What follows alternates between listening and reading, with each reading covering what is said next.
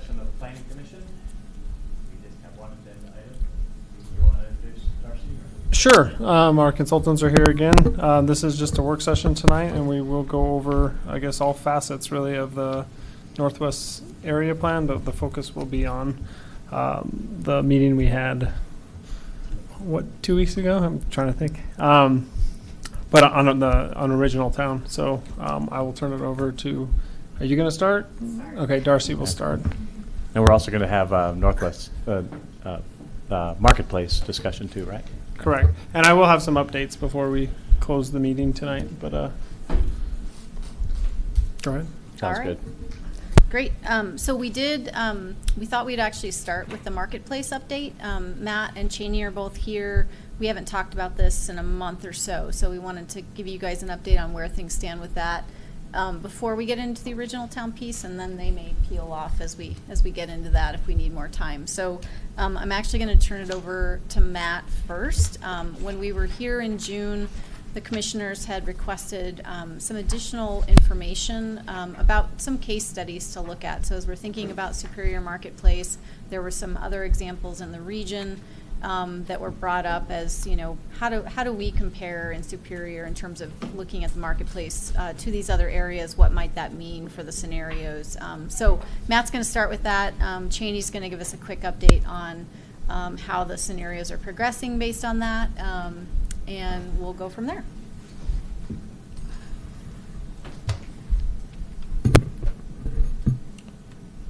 All right, good evening, commissioners. Thanks for having us again. I'm Matt Prosser with Economic Planning Systems. So in our previous update to you all, we discussed some somewhat comparable centers in the North Metro area and try to understand what the differences between the marketplace perhaps and these areas are. And so we pulled some information for the shops at Walnut Creek, Orchard Town Center, and Village at the Peaks in Longmont. And so these are shown on the map, and then also shown as sort of a typical 5-mile radius, which is sort of the trade area for a center like the Superior Marketplace. Typically, it's kind of the shed that it generally tries to draw the primary amount of residents in for its sales.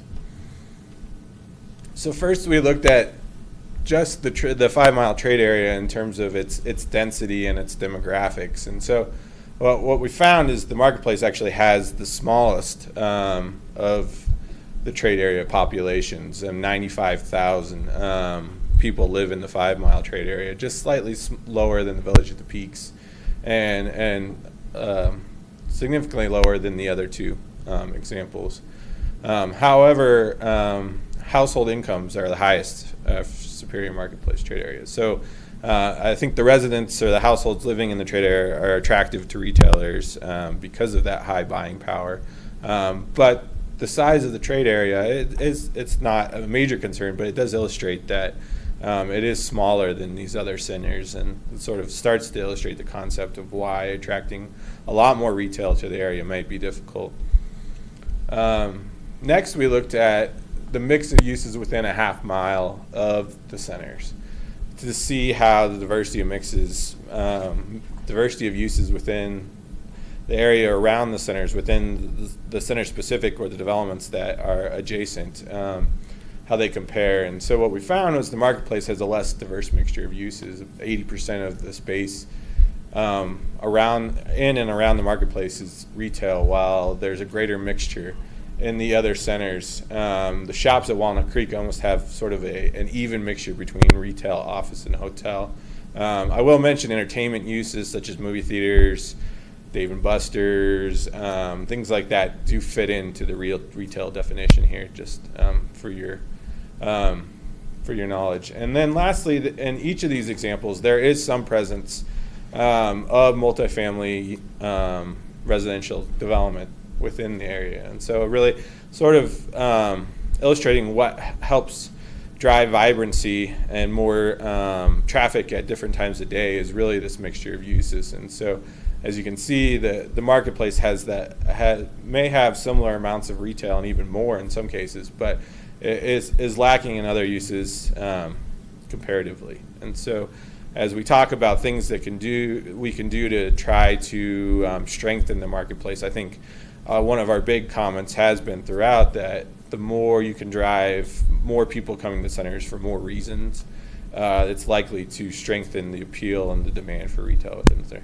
Yep. Can you go back a slide? Sure. Can you go back a slide? Is that so that, let's see, so the population, so is that the population of, what's that 95,000 represent? It's a 5-mile trade area, and so that includes office as well as, does that include office use as well as residential population, or is it just population? It's just population. We can pull the employment total as well. So what I'd be curious to know is if, because I'm puzzled by how little office we have here, right? Being between two of the biggest office areas. Why in the world we don't have more office baffles me totally, but I'd be curious what the differences are against these three centers as well. And that same with 5 regards to mile. office, with office use, which drives a lot of use anyway. So at the larger trade area level, we can add employment at sort of the half mile, sort of the local area, which is kind of like the major intersection area. The Superior Marketplace has about 289,000 square feet of office space that within a half mile, at least the way we drew it. That's higher or comparable to these other centers, so that's not necessarily atypical. And so the findings, just kind of reiterating what I've just said, diversity of uses and the density of the trade area is greater for the comparable centers. Diversity of uses within the half mile can help increase demand for the center, and I think it's important to note that your efforts with downtown Superior should benefit the marketplace, in my opinion, and will help aid in that lack of diversity, and will start to make the mixture look a little bit more like these other centers in terms of what's around that half mile radius. And so just kind of reinforcement to that investment, that effort by the town, I think will benefit both sides of the road and not necessarily be a detriment to the marketplace. Matt, can you talk a little bit about so the Village of the Peaks is actually a redeveloped center? No, I'm not, but yeah. Oh, okay. Darcy was making the point that the Village at the Peaks is actually a redevelopment of a mall, and shifting its mixture, which is interesting, I think, away from sort of being sort of the regional mall type of anchors to more entertainment and more community oriented, with a Whole Foods as an anchor, a lot of entertainment uses such as a movie theater, which has been redone, and other sort of entertainment oriented uses. But it's important to note sort of the redevelopment of that, how that's sort of mixed. That is sort of an illustration of how a center like that could evolve in the future. Were there anything else you wanted? Yeah, okay. The other thing that we should note is that the Village at the Peaks and the Orchard Town Center don't have the transit amenity that Superior does. The shops at Walnut Creek do have access to a station. They have definitely not embraced it in terms of there's not parking there. It's just sort of you can access the parking lot there, but I think it's what the kiss and ride, I think, is the term. And so I think it's important not to forget that having the RTD Flatiron Flyer stop is an asset, and actually having the parking lot there too is an asset as well, because it drives more traffic, which is something that the other centers don't have. And then we also, something in the report that we provided, we also looked at retail demand for the town of Superior, a 3 and a 5 mile trade area as well.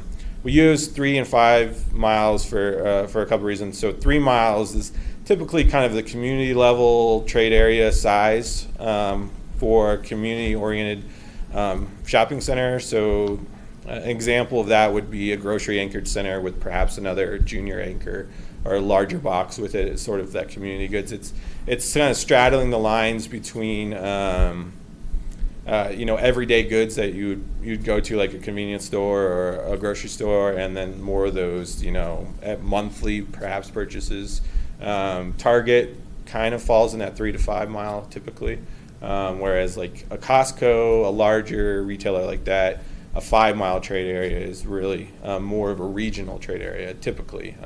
Retailers do draw and look at trade areas not necessarily in radiuses, but it's sort of the simplest way to compare these areas. So what we found is currently demand for retail space within the 5-mile trade area is less than the amount of space that is actually in the trade area. So there's more supply than there is demand.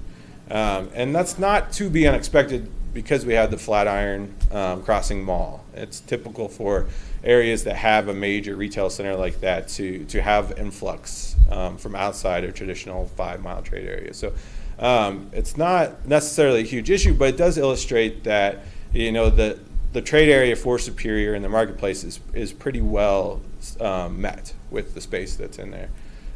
So we looked at what potential increases for demand would be over the next 10 years for all 3 of those trade areas. For the town of Superior, we basically estimated what the full capacity of the entitlements for the downtown Superior project would be, about 1,400 units. There could be units in other portions of the town that fall into that, but we thought that was a good gauge for future growth.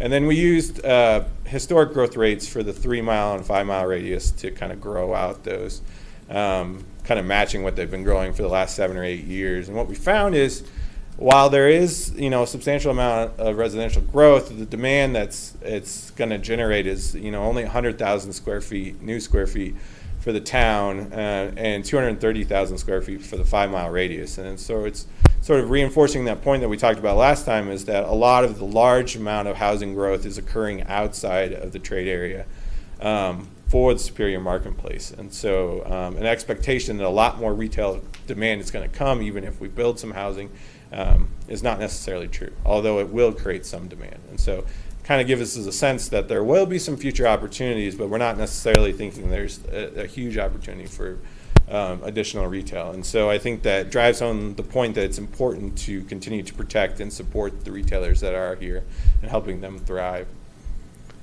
And so with that, I'll turn it over to Janie, unless anybody has any questions.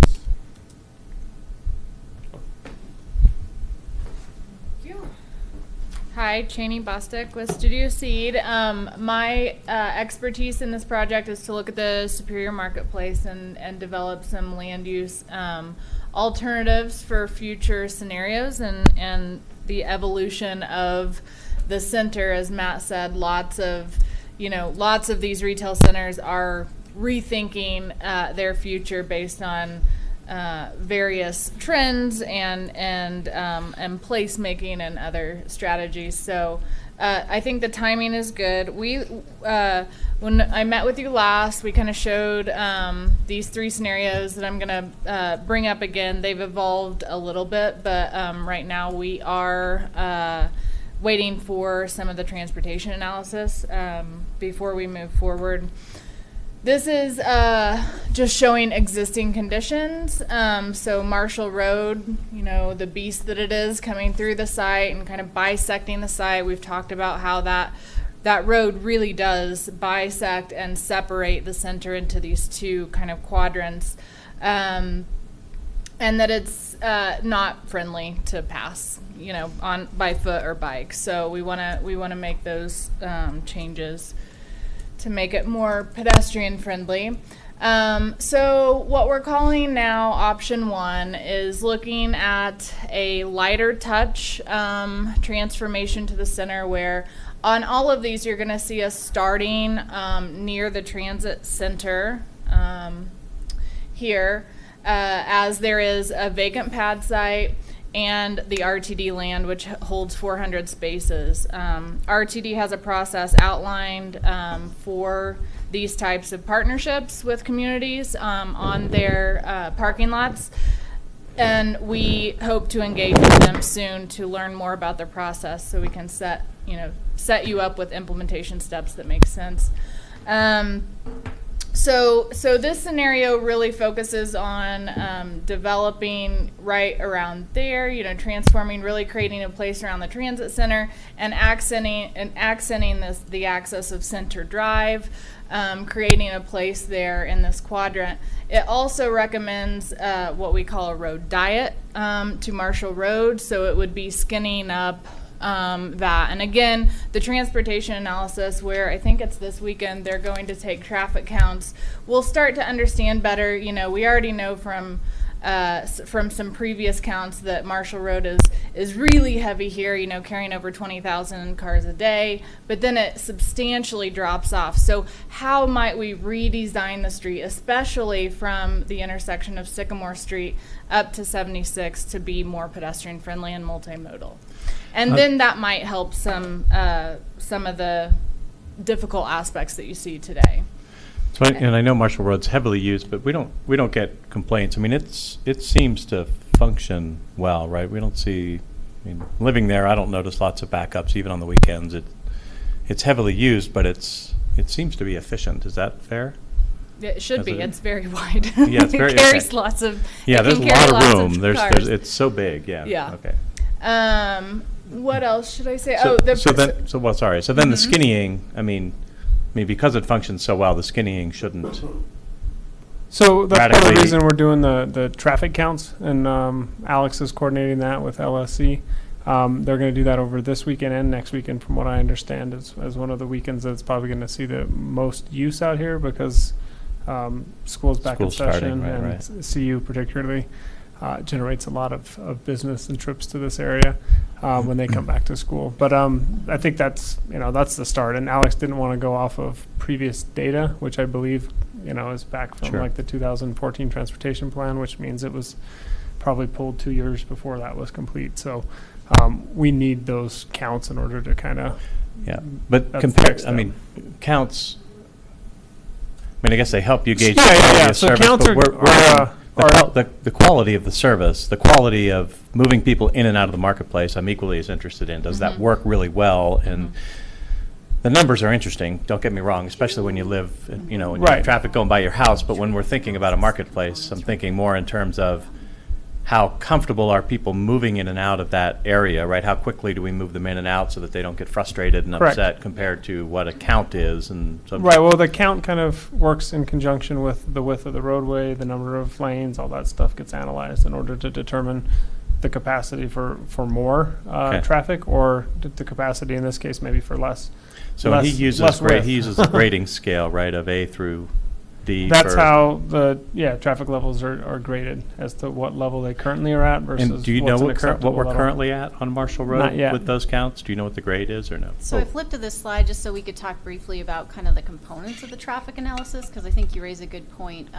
Traffic counts are sort of just the baseline of here's where we are today, and then we provided Alex and LSC with the work that Cheney's done and said, here's what we want to test. I mean, part of it is looking at, do we have any fatal flaws in the scenario? Are we creating more Right. problems by proposing any of these changes? And so they will look at the trip generation from the new land uses that are being proposed as well as existing, and model that. So we will be able to look at that level of service in terms Okay. of, how does it change based on these different scenarios? And that's really that key piece of information. Yeah, so we can get the grading of what Yeah. it is today and what this might look like, and then what it might look like in 10 years. Because we could like the layout of any of these things, but find out that, wow, this actually makes things, potentially worse in a particular location, or doesn't help as much as we thought. I mean, so that's why we're testing it. Or whether we're okay with a lower grade of Yeah. service in order And- to yeah, and that's accomplish a absolutely- different goal, right? Whatever Yeah. it might be. Okay.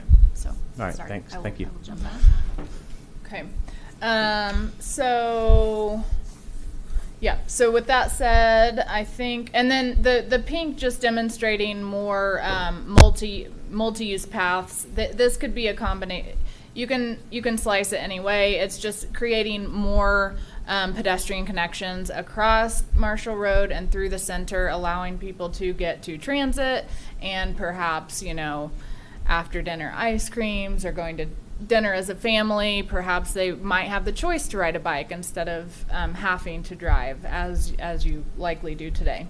So enhancing multimodal access. The other two things that all of these do is look at the possibility of creating 2 new connections into access parking in these centers, and that is, one would be perhaps just a ride-in, as we discussed last time, or a right in, right out. But right here in front of the Old Sports Authority, creating access, we talked to the retailers in this particular zone, and they were really favorable to that. Of course, it helps them with access for their patrons. And then the other one here would also connect to this neighborhood over here, but creating the potential for extending Center Street, because we are starting to talk about building a place around Center. So we try not to create dead ends, really. So how could, perhaps we could punch that through as well. And all of that helps with the circulation and access to the center. Overall program, now these are just numbers. You can play, this is like Legos, we can add a story here, take a story away, but generally we're looking at like 3 to 4 stories on this side, on the north side of Center, and these two are shown as 2-story. And the program that spits out is approximately 92,000 square feet of new commercial. That does include replacement of any pads that are shown as being removed. So those would go back in. But again, just that rough calculation, adding a substantial building there alone is about a 70,000 square foot footprint. So going back to Matt's numbers, we need to kind of balance the scale there and figure out what's the right amount for the center. New residential units in this scenario is about 165 units. And we, on all of these scenarios, based on community feedback that we got, they really liked the potential for a community use. So perhaps a community center, senior center, something, library that the community can access and use. So, so all of those will have that in there. The next 2 options are what we're considering the Marshall reroute options.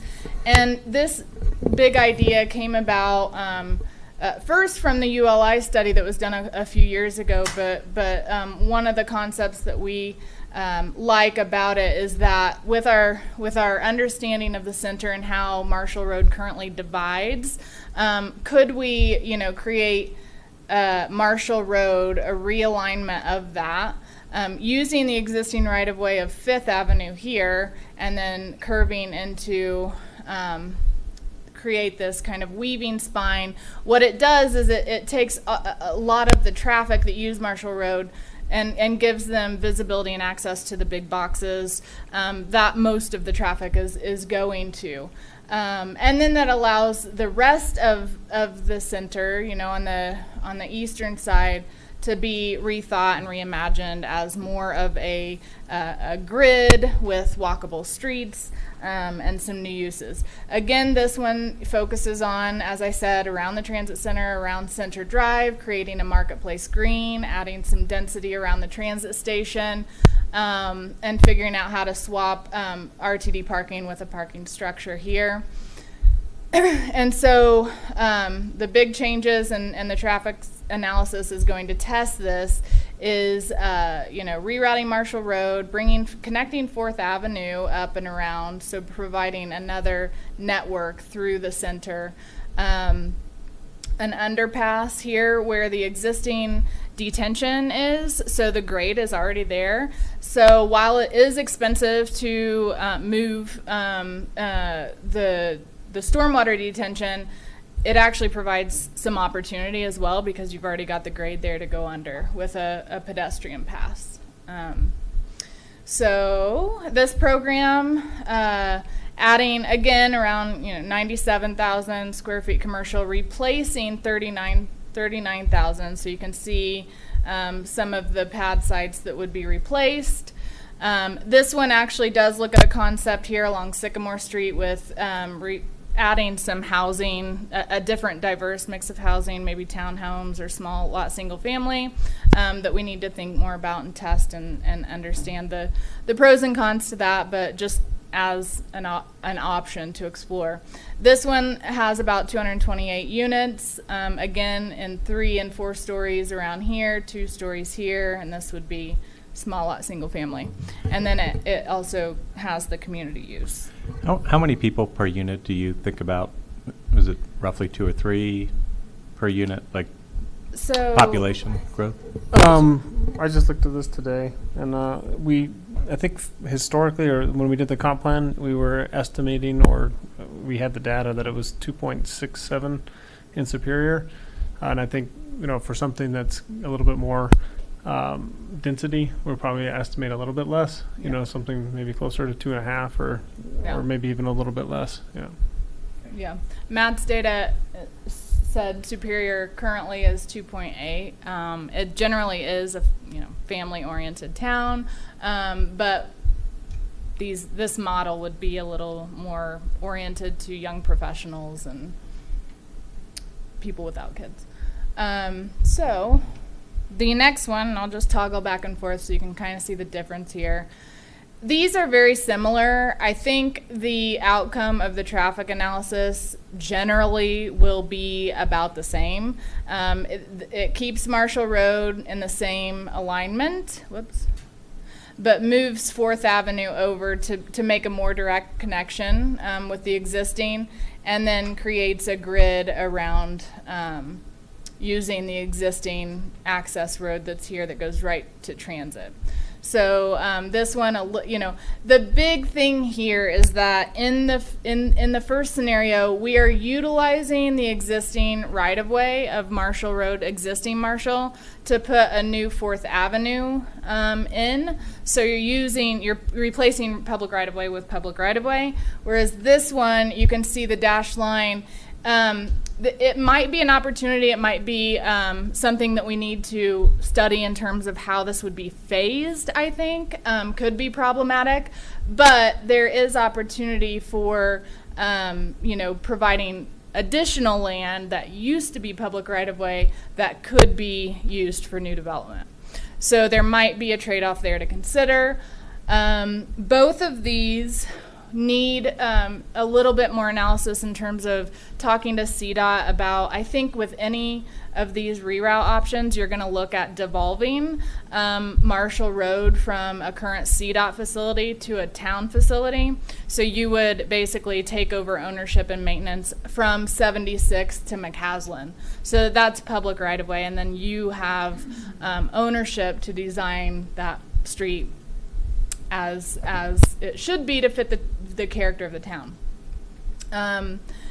That process comes with a payout from CDOT. So they're just things we need to do a little bit more digging and learn. I think they base it on mileage and years of deferred maintenance and future maintenance, and then there's a cash payout for that. So there might be some pros to that as well for the city. It might help fund, for example, the realignment of that.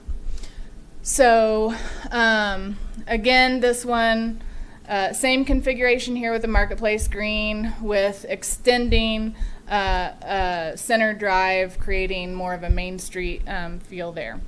And moving, we do have to, because of some of the street reconfigure, move a new stormwater detention and place that up north here, which those could be designed to be an amenity as well. I actually went and, before I came here, walked up here and got scared because I thought there was a snake under my feet. But be careful out there, use boots. But there are some nice views, I think, if you get up there. It's up on a hill overlooking some trees, and you can get a good view up there. So.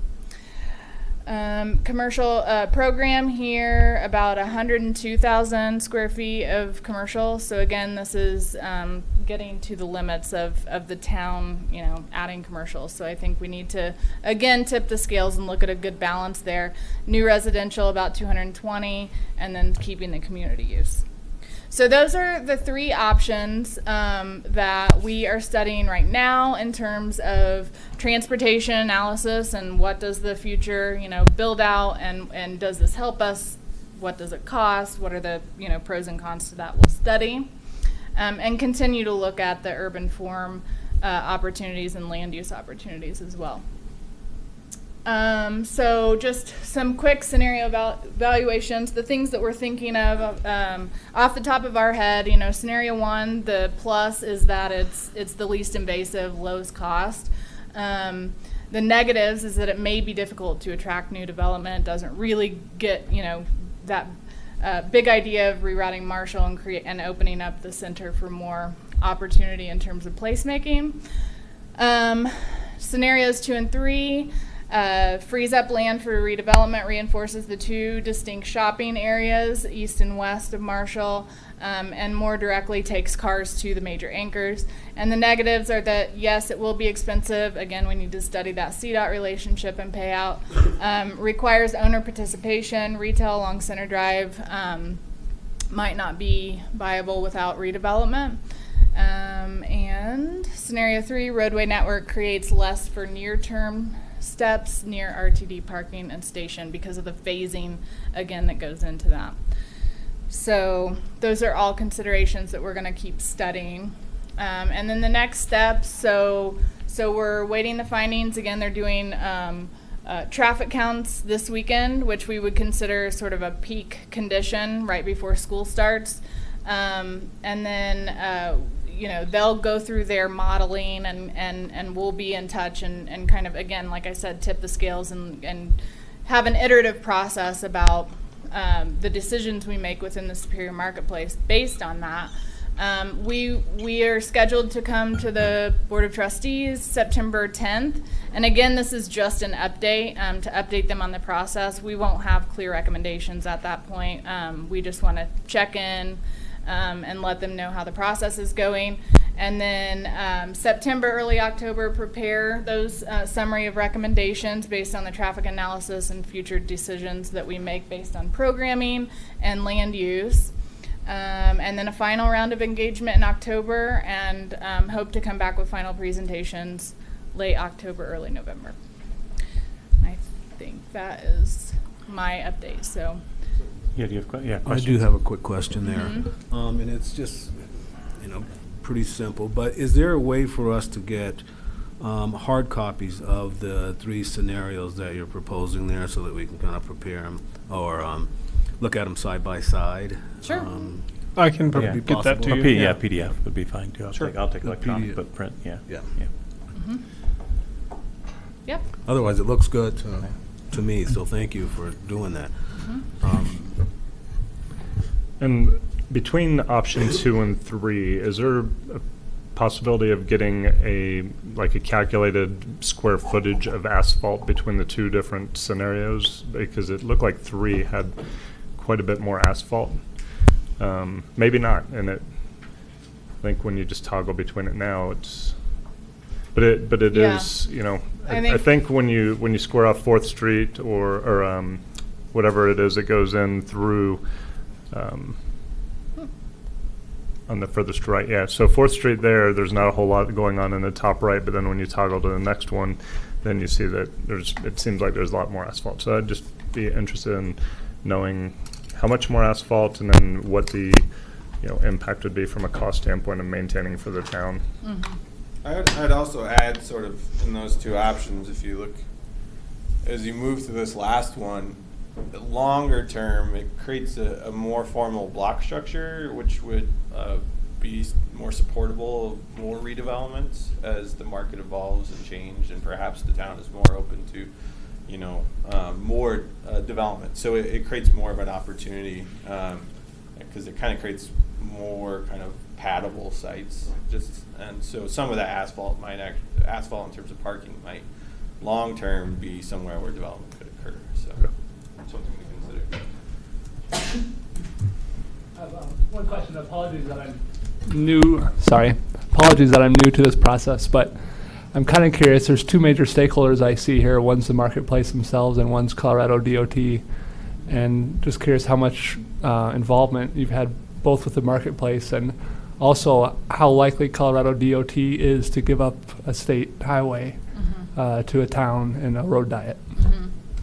So we did have a meeting with Brixmor, who is the owner of the current owner of the center. Do you want to speak to the outreach, and then I can talk about CDOT? Yeah, we did initial stakeholder meetings with the Superior Marketplace folks early in the process and last fall. So we've had multiple conversations just so they're aware that there's some different ideas being kicked around, and you know, that they have a way to kind of get involved in the process.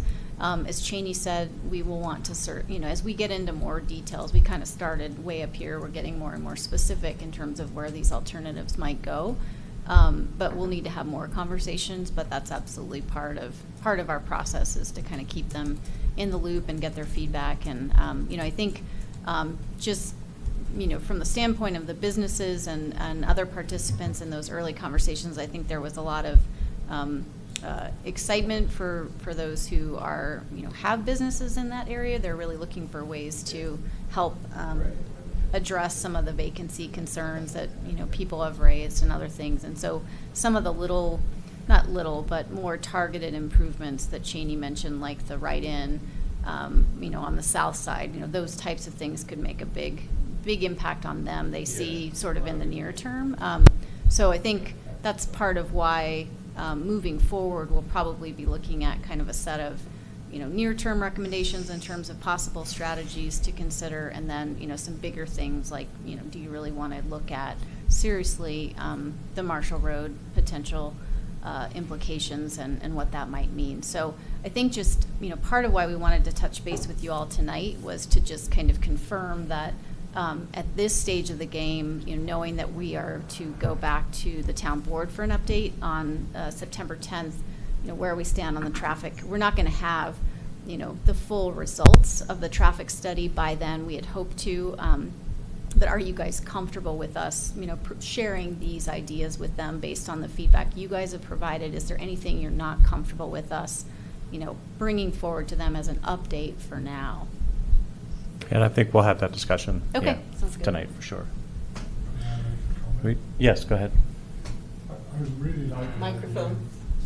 Microphone. Just press, there's a button. There you go. Oh, thank you. I really like the idea of moving McCaslin west, but I'm a little concerned. I mean, when I looked at the various alternatives, I was a little concerned that you're making 4th Avenue a much more or it'll be much more open to use than the existing 4th Avenue. And that, I mean, the residents of original town have previously expressed concern about the volume of traffic that comes down Coal Creek Drive and turns north on 4th Avenue. And I wonder if it would be possible to consider leaving 4th Avenue as a private street and drive, so that it's not an alternative to McCaslin as a way of getting through to the marketplace entirely. Mm-hmm. It's just a sort of internal road for people actually in the marketplace already. Yeah. Do you think the whole 4th Avenue, or perhaps just this right now is access to the bank, and it operates more as a private street? It's also it actually provides access to PetSmart as well, because the trucks that unload at PetSmart use it to back in. Mm-hmm. I started off thinking about just that length of it, but then I thought, well, it might be nice to turn the whole of 4th Avenue back into a private street and just leave it with one main road through, which it has at the moment. In other words, it would be like option 1, but you've moved Marshall Road over to 5th Avenue. Yeah, okay, that's something to look at. And back to the CDOT discussion, yes, generally they are open to that. They'll give away any of their maintenance. I won't get your hopes up, but I was working in Idaho Springs, and they recently devolved Colorado Boulevard through there, and they're doing a complete redevelopment of the street, adding curb and gutter for the first time, sidewalks, parking, and undergrounding utilities. And the sum of money that they got was able to pay for those improvements. So just as a case study. And I have a few, or did you have, is there something else over here? I had a few comments and questions. One, so I still have a bugaboo about the traffic coming in McCaslin and that right turn and getting into the marketplace and everything. I was looking at this today, and probably not very hard, and I'm sure you've thought about this, but you know, I've brought up that whole slip ramp idea before off of 36, and I know there's some issues around that, but I started looking at this and I began to wonder if, you know, you're already in the exit area. As I was looking at this on the map today, it looked like you're already into our exit area, where I wondered if there was any feasibility of bringing, and I think it was Sycamore, you know, it looks more like, I think it's this row here, where you could actually bring people off of 36 into the marketplace there. I also wondered if there was somewhere down here, but this seemed to be the most obvious, you know, just to allow people coming from Boulder to just slip off into the marketplace along here. Is that even worth considering, or is that completely out of? I'd be curious what the speeds are still at that location, because you don't really start slowing down until, I mean, most people don't really start slowing down Yeah. until they're well up the up ramp. I think it would require, I mean, I think you would have Another to, lane or you'd have to have another lane, you'd have to have, dedicated yeah, you'd lane, have to have a yeah. lane come in, and it, but if it could be at least glanced at, we don't could spend a be- lot of time, yeah. but. No, I you mean, know, it's- we've looked at, I mean, not in that particular location, but I know we've had discussions in the past about having something closer to like just north of, Mhm. of Costco. Well, this Um, change just seems to allow that, you know, Right. make it's that a little using more the apparent. same- Right. Your same off-ramp already, so Yeah. maybe. But I'd have to look at it again in terms of the new configuration with the buses and all that Sure. type of stuff too, so. Yeah, I was trying to think if we could, if you could look at it, that'd be great. We'll get Alex to reconfigure Yeah. his diversion Okay. diamond, no worries. That's cool. You can rule it out if I'm crazy, but I'm just looking for ways to just, you know, minimize it's a those good people idea. coming off. And it's something we've tried to consider in the past. Yeah, those so. conflicts, you know, those conflicts here, you know. I also still, I know it would require a traffic light reconfiguration, and Alex looks at me funny when I bring it up, but I'm seeing more and more people coming here and making the hard right because they're just getting annoyed by, you know, Two coming turn across lane that there, bridge, you're and talking you about? got these two lanes fighting to get into this one to go into the marketplace. And I would love to see this have the ability to flow right, 2 lanes flow right. I don't think we need a straight lane here to make the turn onto Coal Creek. I really don't. I think if you're in this middle lane, there's plenty of opportunity to just come over after you're coming through the intersection to just come into the right lane and turn into Conoco and Coal Creek. I don't know if legally there's enough, you know, distance to allow that, but boy, if these could just flow and those 2 lanes could just flow in and people could be in the 2 lanes on the diamond and know that they can just flow into the marketplace without a fight, I think that would be incredible to consider. So a couple, I don't know if we want to discuss this while it's fresh in our minds to give these guys feedback for the town board now, rather than waiting till the end. Does that I seem? think that's the idea, so Okay. that So the couple other things that came to mind is one, so the whole, as Commissioner Harper brought up, the protection of the neighborhoods is important, and how, you know, having that in your presentation and making sure you're communicating that is just of the utmost importance. This can't be an independent project. It can't be separate from the protection of original town, Coal Creek Crossing, Sagamore. It just can't be. It's got to be discussed when you're talking about the marketplace. You have to be talking about, like where Commissioner Harper, I wish we were trustees.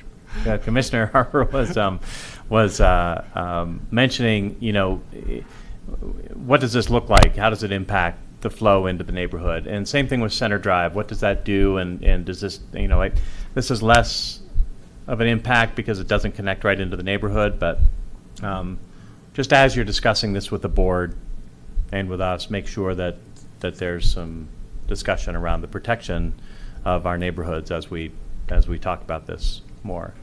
Sure. Yeah, one note on that. It was interesting to hear the comment about 4th Avenue, because I think at our original town meetings 2 weeks ago, a lot of people brought up the idea and, you know, emphasized the importance of making that pedestrian and bicycle connection to the marketplace much safer. And so when I looked at this, that was my impression was, It does that. that's really part of the role of that connection. But when we combine that with the traffic analysis, we'll be able to get a sense of, you know, what would that actually mean. But that's a really helpful perspective to have, that's not how it's necessarily interpreted. Yeah. So. Well, those of us on Coal Creek Drive, which includes Coal Creek Crossing and this part of Original Town, have been pretty frustrated with the volume of traffic. It is over and above what our comprehensive plan says is livable. And, you know, we'll get a fight. In fact, I'll fight, you know, if we're looking. I mean, those traffic levels have come down Some based on some changes that were made, they were taken out, but the traffic levels have come down. But if that, if a new plan starts to increase that, and all of a sudden Coal Creek Drive is at 1,500 cars a day because people are using that as well, then it's just, you just don't want to create unnecessary or unexpected consequences to design. Yep. That's all. No, and that's why, and we didn't necessarily emphasize this tonight, and I appreciate you bringing that up, Yeah. but what Alex is going to be, and LSC is going to be looking at is Northwest Superior as a whole. We've kind of had to kind of pair off these separate conversations for a bit here, but I think we are starting to bring back that bigger Okay. picture view in terms of what might changes here mean to Original Town and other parts of Northwest Superior. So Okay. it's top of mind, but we should have brought that up, so Okay. appreciate that. And probably in the same vein, and I should have started out with this. This is awesome, by the way, and just looking at the concepts and the ideas are incredible, and watching it develop over the last month and a half or two, Cheney, this is just really cool, and it's neat to watch it. So thank you. As I was looking at this tonight, I just had a flood of things that and I won't read them all to you because it's way too much, but just thinking, as Matt was saying, we don't have room for retail development. You mentioned the need for, experiential and placemaking, and we're not really talking about that, from an excitement standpoint, right? We're not, at least not that, you haven't to us yet. I mean, a little bit, but if this is going to come forward, and I think we've got to come up with, what do we think this is going to do, right? This is cool. We're going to create, all this opportunity for development, but retail's not going to work. So what the heck are we going to do? And like I said, I wrote a bunch of stuff down, and Darcy, I can email it to you if you want. It's just a bunch of ideas, but just when I think about things like the Rayback in Boulder, right? The big open bar area with lots of tables to sit, and food trucks can come up, and it's a huge corner, right? It's actually and it's Boulder, so there's a lot more people. I get that, but that idea of placemaking where people are coming, their kids can run around, they can play, they can ride their bikes, they can just be there and do stuff, and it's fun. What are we going to do with this area if we do this type of investment in the infrastructure, so that we're drawing so the people that want to come here, right? And then secondly, the office space, which there's no mention of office space down here. I don't know if you're combining that with in the idea of commercial. Yeah. But I'd consider breaking that out, because commercial doesn't indicate to anybody that people are coming here, right? And if we can bring in, if we're truly looking at increasing the volume of people coming in here by transit, then hopefully a lot of them are coming in here to work, right? And when I saw that number in here, that 3%, what was it? It was a really low number that people actually work here and live here. Was it like 3% or something like that?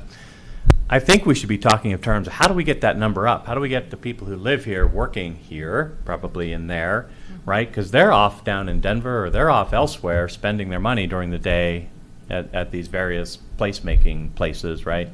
And so we're not, we're just not top of mind as a place you want to be hanging out, right? And if we could put some thought into how we, what we're going to do with this area if we do this, I think that would be really great. And I'm happy to participate in that discussion more. Like I said, I got a bunch of notes on that. But I'd love to see us just turn this into, what is it people are going to do for the next 10 years? What do they want to come here and do over the next 10 years, right? What does that look like? The other thing that came to mind that I think is important to talk about is, and then I had a question maybe for you, Matt, which is do our residential numbers, population numbers include, what are we talking, 1,200 units in downtown times 2.5, so that's 2,400 more people that we think are coming into town. Does our population numbers include the estimated population of downtown Superior? Because it's building rapidly, right? Yeah, so when we were estimating future demand for the next 10 years, we basically used the max entitlement for downtown Superior. Okay, so that's in your numbers Yes, already? Okay, yeah. cool. Yeah. All right. So then, so I think that's probably important to point out, by the way, too, because, just so we know that those numbers are included. But then again, the flow into downtown, right, and how are we going to, this whole connectivity and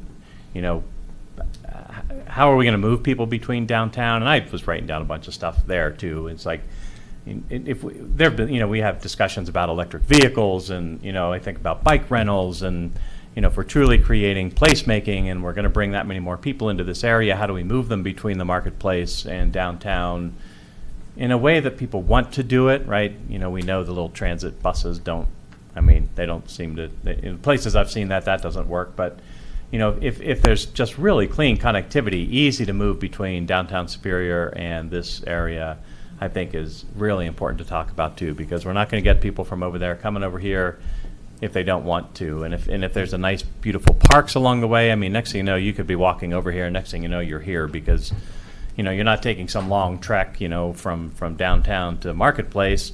You're moving through an area that has parks and fun things to do, and you've stopped and done this, or you're on your bike, or you've got a free, they're bike rentals. Some of them are bike rentals, or whether we subsidize that and make it free, but you can move, comfortably between these areas. And again, this is just all in the spirit of what are we going to do with, what gets us excited about doing this? What gets people fired up about doing this? I think.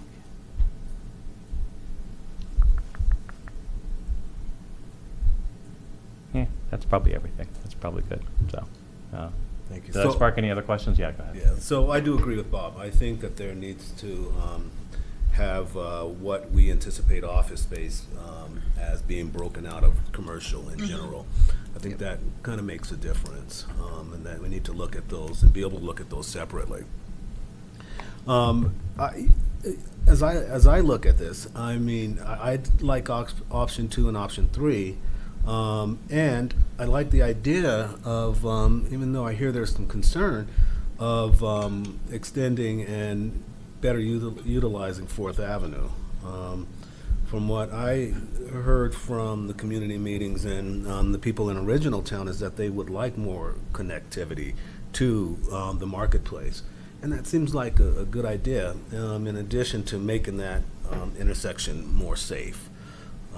So I would certainly look at going with this option 2 or option 3.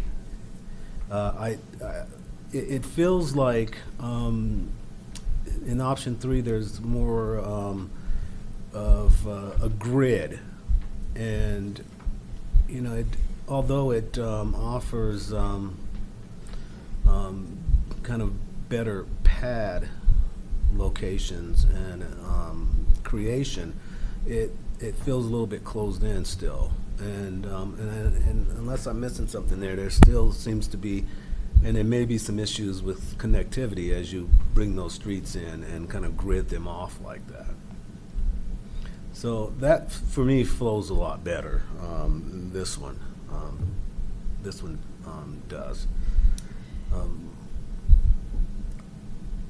The other thing that came to mind as we were talking is, for me, it seems like we're building for the future and need to remember that. And so remember that we need to have accessibility to those places and not necessarily focus on what's happening right now. But as we grow, we're going to need to have more options. And I think this gives us more options for the growth and development. There's one other thing we were talking about. Talked about a number of things, and I just want to also to keep in mind that I don't necessarily think we need to kind of expand what we're trying to do right now. For me, it feels like we need to become a little bit more focused and kind of narrow down what we're trying to accomplish here. And, keeping the big picture in mind, but not making it so big that it feels like uncontrollable again. Whereas, over the past several months, it feels like we have some definition, we have some direction in where we're going, we have some good ideas. And I just don't want to lose sight of that by talking about, connecting us to, the downtown center necessarily. I think that that'll happen. I think that can happen organically. But I just don't want to lose sight of what we're doing. So this feels good to me.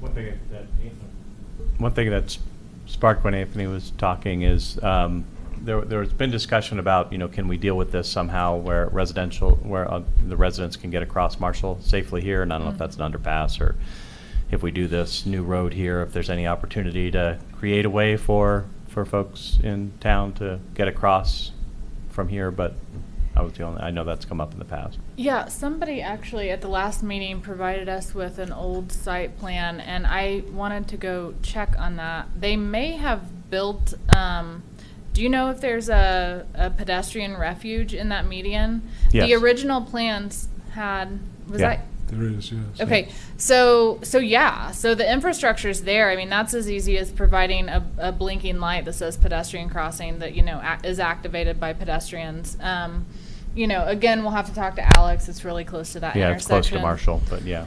That sounds easier than it is, Yeah. but I wouldn't want to use that. Right, I know. I mean, I use it now on Saturday mornings or Sunday mornings, but not during peak times. If you're on a jog, not a walk, right? Yeah, or a flat out run. Right. Good. Any other comments from the commission? So I know Suzanne and Gladys are here before. I mean, if you have something to comment on what you've heard so far, I'm happy to entertain that. If not, we can move on to. Sure, come on up, and I'll give you another opportunity when we talk about Original Town too. But so we'll split it up since. I don't know. Phyllis. So Suzanne Sawyer Ratliff, 405 South 3rd Avenue. I did want to comment, Mary Moss was the person who put together the historical framework of what was to have been way back when this shopping center was put together, and that area was right along in here, going across here, but you can see as it unfolded, it was taking you right into this building. But whatever you call those little rocks and step areas and everything, that is still there. Okay. Yeah. And but anyway, what I wanted to say, and thanks, Bob, for your comments. At the last Northwest group meeting, what I realized is that we were discussing, it seems, everything that was south of here. And I asked the question at the time about the connectivity. And then what I heard is, oh, well, that's being done, and some other people are working on that. And then I'll be a lot like this person, Ben, who said, I've been away, and so what I want to know is, in the design and the development of this portion, did we have 50 citizens or a large group of citizens in addition to the CDOT and the marketplace people inputting to this process? You want to speak to that? We've had. Sure. Yeah. We Go ahead. actually, do I need to be Yeah, come on up to the mic. Yeah, just so we have it. So between the, we did the meetings in May, and we had two different, we do three, we did two different, two different in-person meetings, and then we also had online survey opportunity where everyone could kind of look at the scenarios, early versions of this, and comment on those. And I think sum total it was over 400 people that participated in that phase, and so we talked about both the marketplace and Original Town. We kind of had everything all together at the beginning, and then we pulled them apart because we really wanted to spend more time on Original Town. So yes, there's been a lot of eyes on these initial ideas thus far, and the intention is that we would have another round of community input, before this goes much further. So, Thank you for telling me that.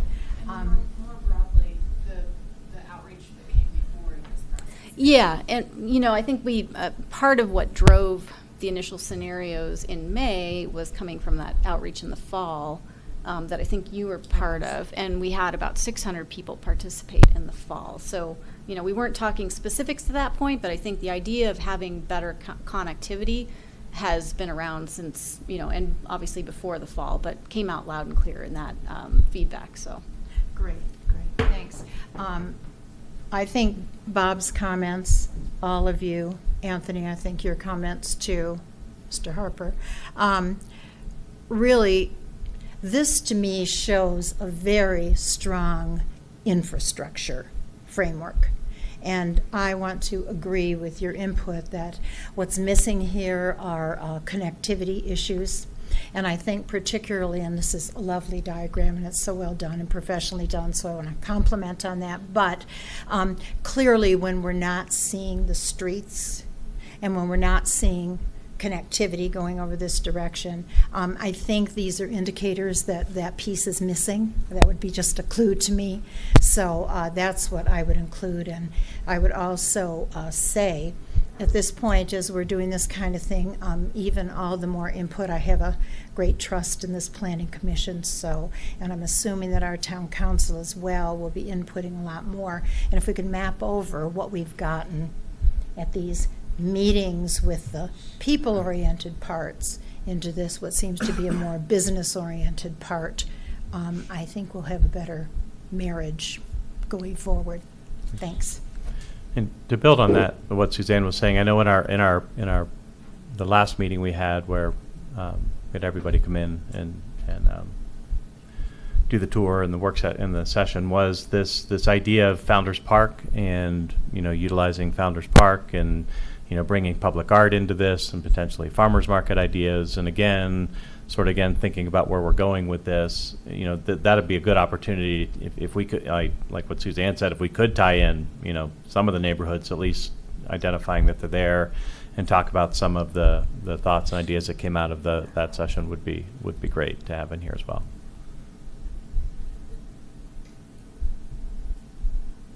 Anything else? Okay. Great. Thank you. Can I ask just a couple of quick questions, I guess, and then I don't know where my thoughts will go. But when Matt was first presenting, I guess, and he showed all the 3 other case studies for this area, for this region of Colorado, it kind of just, I don't know, I don't want to gloss over it, but we are in a fairly unique location where we have US 36 on the north side, and then we have more or less kind of open space on the west side. So I just wonder how much that plays into,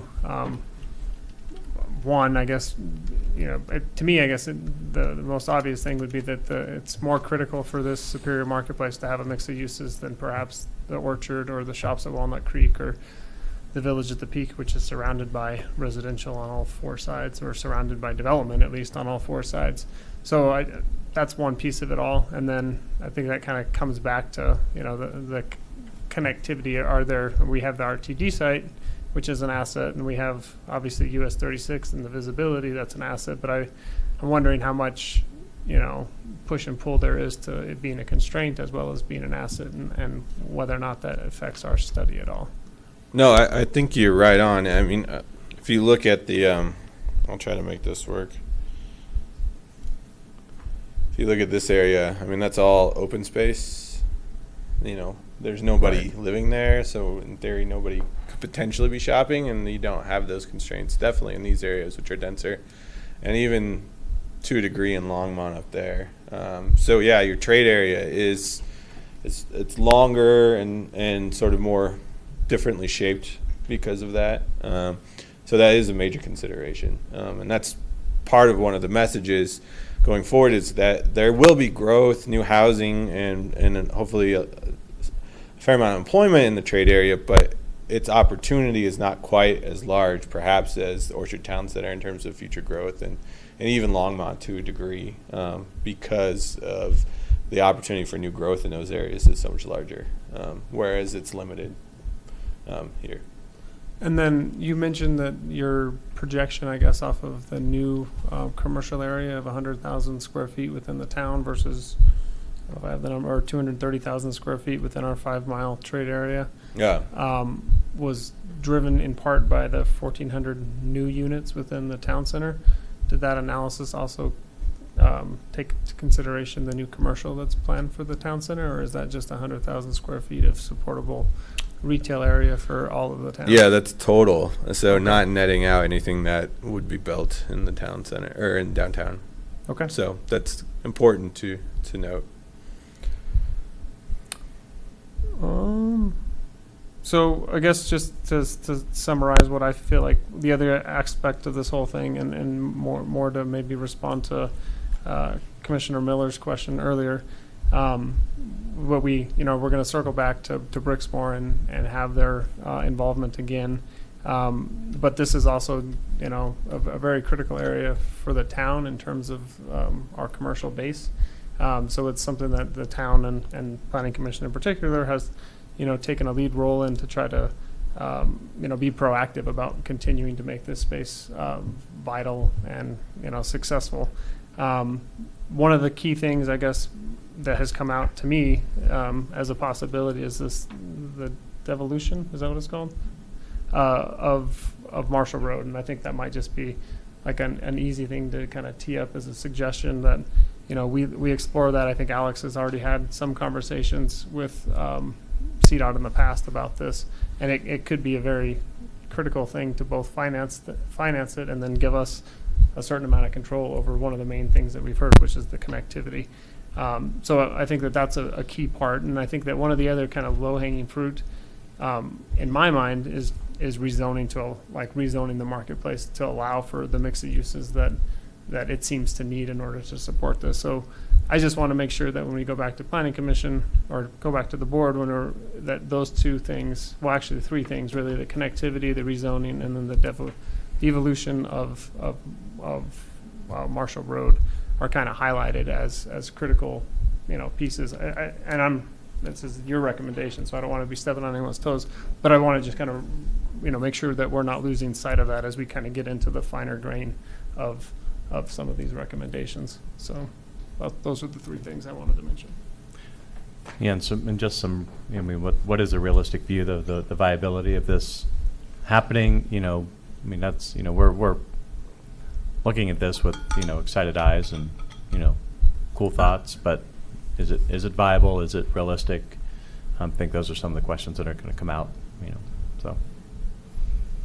And also, Matt, maybe kind of giving us an idea of how to balance this, looking at office, looking at commercial, looking at retail. Mm-hmm. I don't think we want to go too far in one direction there. We want kind of a balance and a mix of those. And would that be correct? Yeah, which is sort of somewhat difficult to control in some ways. You can rezone and try to set parameters on the type of uses you want there, but at the end of the day, the market's going to somewhat dictate that, and so it's sort of setting it up to try to make it attractive for attracting the types of uses you're wanting is sort of the key there. And then I think being proactive with the participation with the current or future owner of the Superior Marketplace in terms of using this effort to guide sort of what might come out of some sort of partnership in the future, and making sure that you're intentional within whatever we develop here in terms of the mix that you want, and so that way it's part of that partnership and part of sort of whatever development agreement will have to come out of that. And I think that most of the analysis really kind of aligns when you think about it, and you're able to kind of formulate, the east versus west, the big boxes versus, a finer grain retail area or office and residential area on the east side of what eventually will be the new configuration of Marshall Road, maybe. But those are the type of things that I think that when you start to step back and look at it, holistically, or if you need, different printout sheets to kind of see your different options, I totally get that. That's where all this is kind of leading to, is like a recommendation where, we do what we can to keep our big boxes, even more accessible than they are today. And then on the east side, we're planning for that mix of uses and then getting rid of our main obstacle to that being achieved right now, which is a very difficult road to get across at the width that it's currently platted at, Marshall Road.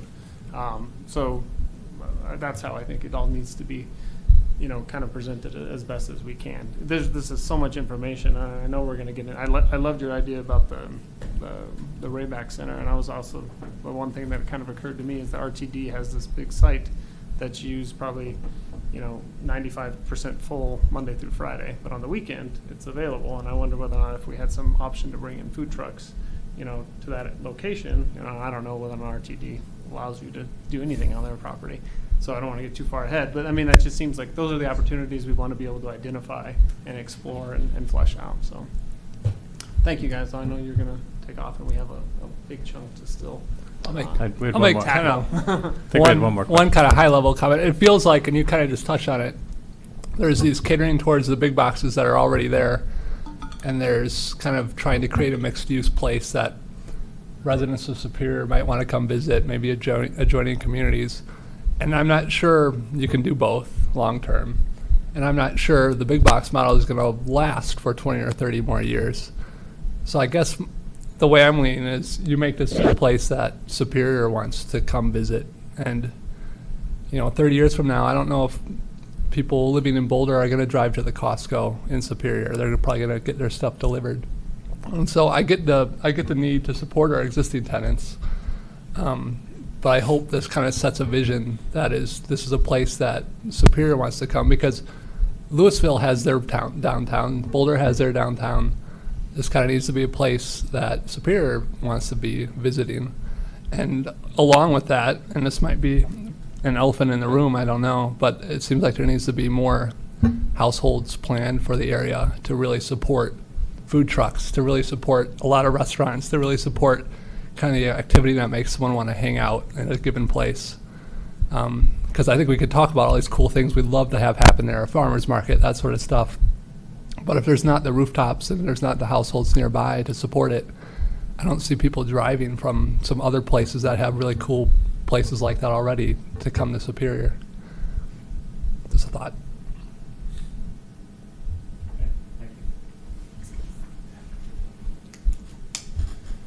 So, first question is, how much time do we have with the town board in September, Stephen? Oh, well, I'll have to chat with Matt about Okay. that. About So I do have.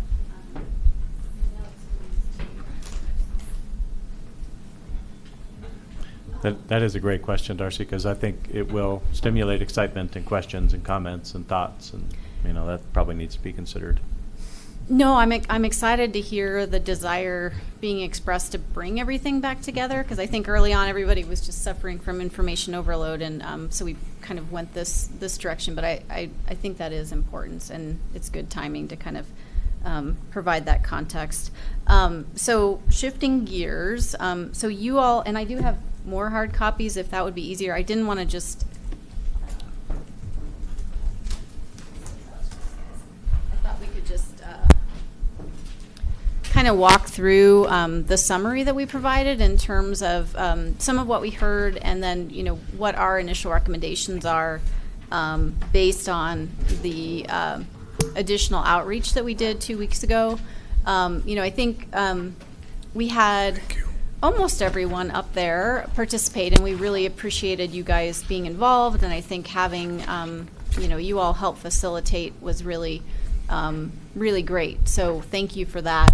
And I think overall turnout wise, we were really pleased in terms of both the walking tour and the meeting itself. So I think we covered a lot of ground, and I think it gave us the chance to really just talk about what people were excited about or concerned about with Original Town. We talked about kind of the different components, and so in the report, we kind of walked through some of the key ideas that we took away. And I think, one of the big questions we asked was just, what do you want to preserve about Original Town? We had struggled with this idea of character in Original Town and what that means to people. And so we tried to back away from that. And I think, I think a lot of threads came out of that discussion. The ideas of, we really do prefer not having formal sidewalks on the streets where we don't have them now. We do want to see the protection of the older housing stock, but we don't want to dictate what people can, too much what people can do with that. Love the historical context and the community amenities, the trees. There were a lot of ideas that came out of those conversations in terms of kind of what's there today. When we shifted gears and talked about kind of the types of changes, we talked a fair bit about housing and what the what types of housing are allowed under your current zoning, what types of changes might see, and tried to draw folks out in terms of kind of likes and dislikes. And so you've got in the back of the packet kind of the dot exercise we did in the small groups, and some discussion about that, and the summary information kind of builds on that, and then the conversation. I think the idea of ADUs, we talked about that over the last few meetings, and I think that idea seemed to really stick. People have a lot of interest in that, with some parameters in terms of not wanting, campers or temporary ADUs. Thinking about how that would be regulated. I think we heard a lot about the types of homes in terms of the character of the examples that we provided, so traditional versus more contemporary, and got some feedback there. Garage orientation, was a pretty big theme, I think, that we heard, that we do have these alleys in Original Town, and folks would like to see those utilized, that they like the way that those homes relate to the street better than having a garage on the front, although there were some folks who, said, whatever works is fine.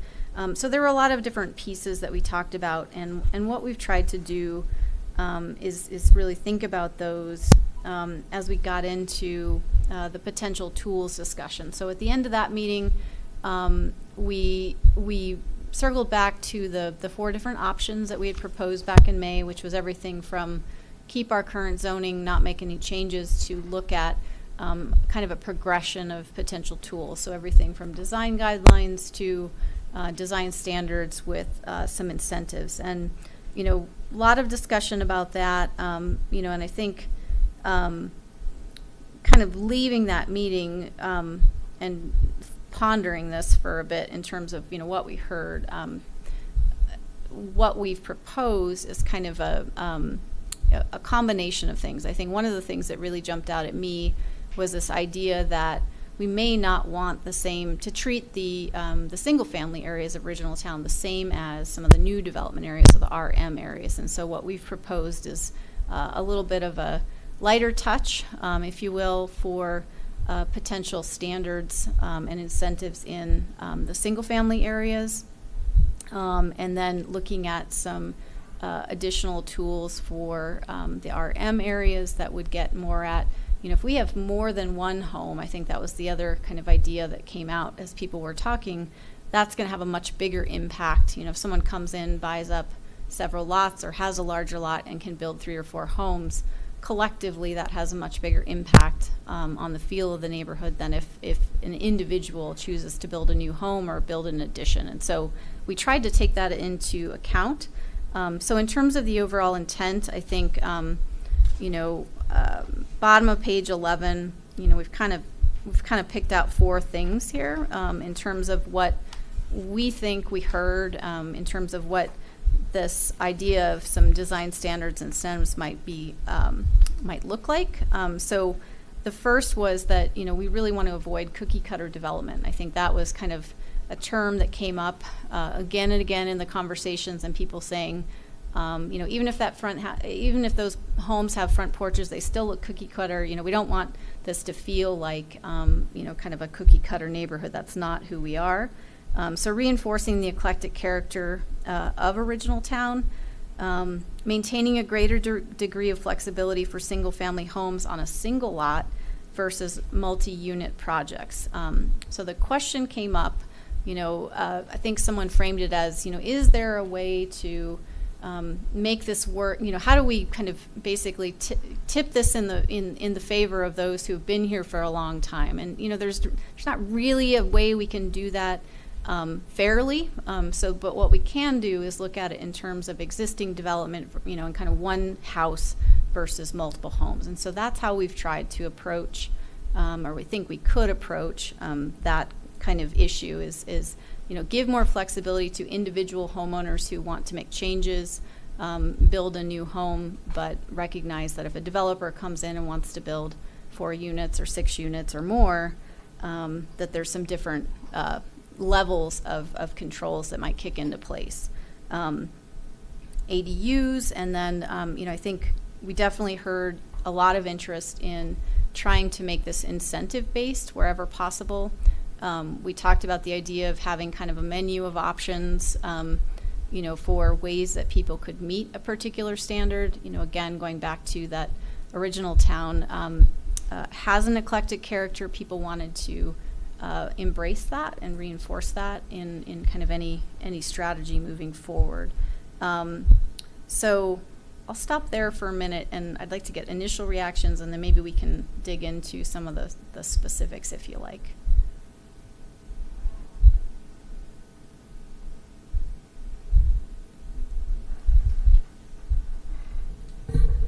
No, I'm good. Go ahead. Maybe the lack of comment is just indication of consensus. I think that your 4 key points really nailed kind of what we heard a couple weeks ago, and it's really a good strategy for really trying to address the town in a very context-sensitive way. I agree. The only thing that came to mind is with regards to existing homes and how we deal with that. There's even a farther separation that the older homes that were in town. There's quite a few of them they were built under. I don't even know if there was land use back then, but our house is 18 feet from the road. There's a house over on Williams that it's got to be 10 or 12 feet from the road, right? It's just really close, and how we address those, and not only from what they might want to do with these homes, but even how we think about traffic and other development around them. Our house shakes when big vehicles go down the road because we're only 18 feet from the road. I'm sure that's part of the reason why setbacks are much farther than they are now, and foundations are different than they are now. But foundations are very different. And we need to be thinking about, our house sits on mostly dirt, I think, and the remodel we did, the code required us to do some cool things. I feel a lot more comfortable about at least the backside of the older part of our home, but a lot of these homes are, and I don't know how many others are built on dirt or river rock or things like that, but I think we need to just have that in mind as we think about changes and code and things like that. And I also thought I heard some mention of being able to grandfather some of these homes, and I like that idea a lot. And maybe, in addition to that, having some provision where you can't come in and scrape and rebuild some of those homes that are, have been grandfathered, so that you keep the character. And I like really the summary that you've done here. I thought that you did a great job on it.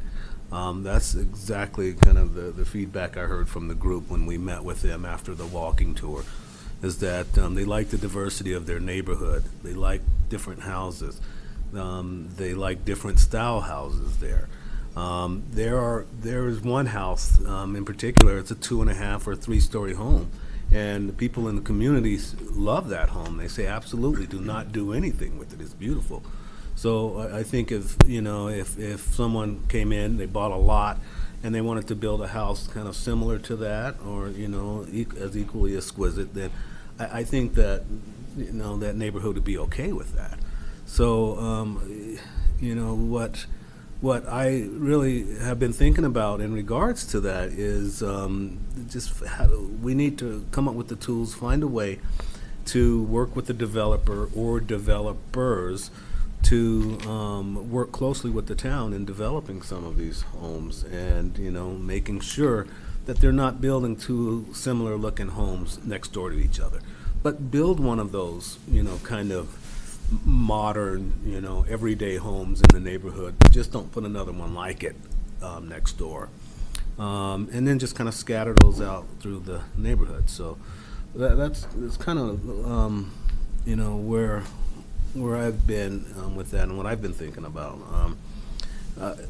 If someone wants to come in, they want to build a small home, let them build a small home on that lot. If they want more land, I think that's okay, and I think that that's what I've heard from the community as well. But the biggest thing that I took away from that is that the people that live in original town,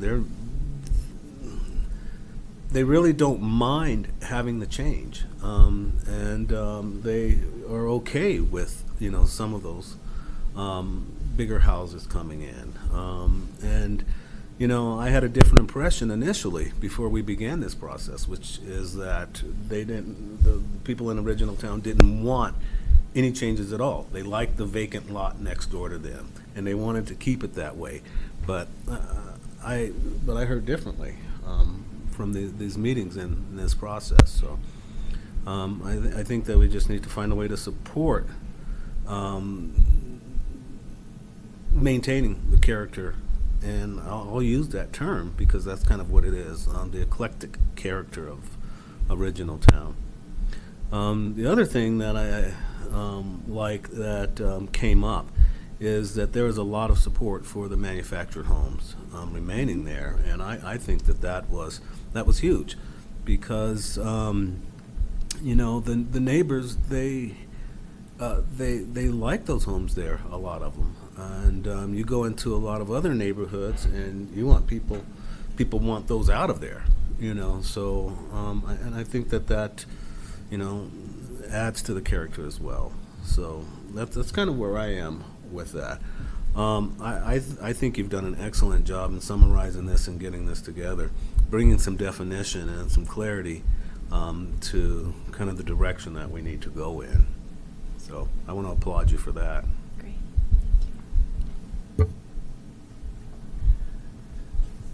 So, and this might be taking the next step to the next step, but the incentivization, in your expertise and other groups that you've worked with, are there significant numbers of case studies that we could see that where municipalities use the incentives to kind of create this type of result that we would be looking for? I mean, So we can definitely pull together some examples. Obviously each neighborhood's a little bit different, so the incentives are going to be calibrated to kind of fit what they're trying to do. But yeah, no, we can absolutely pull some examples. I think I tried to highlight, so in the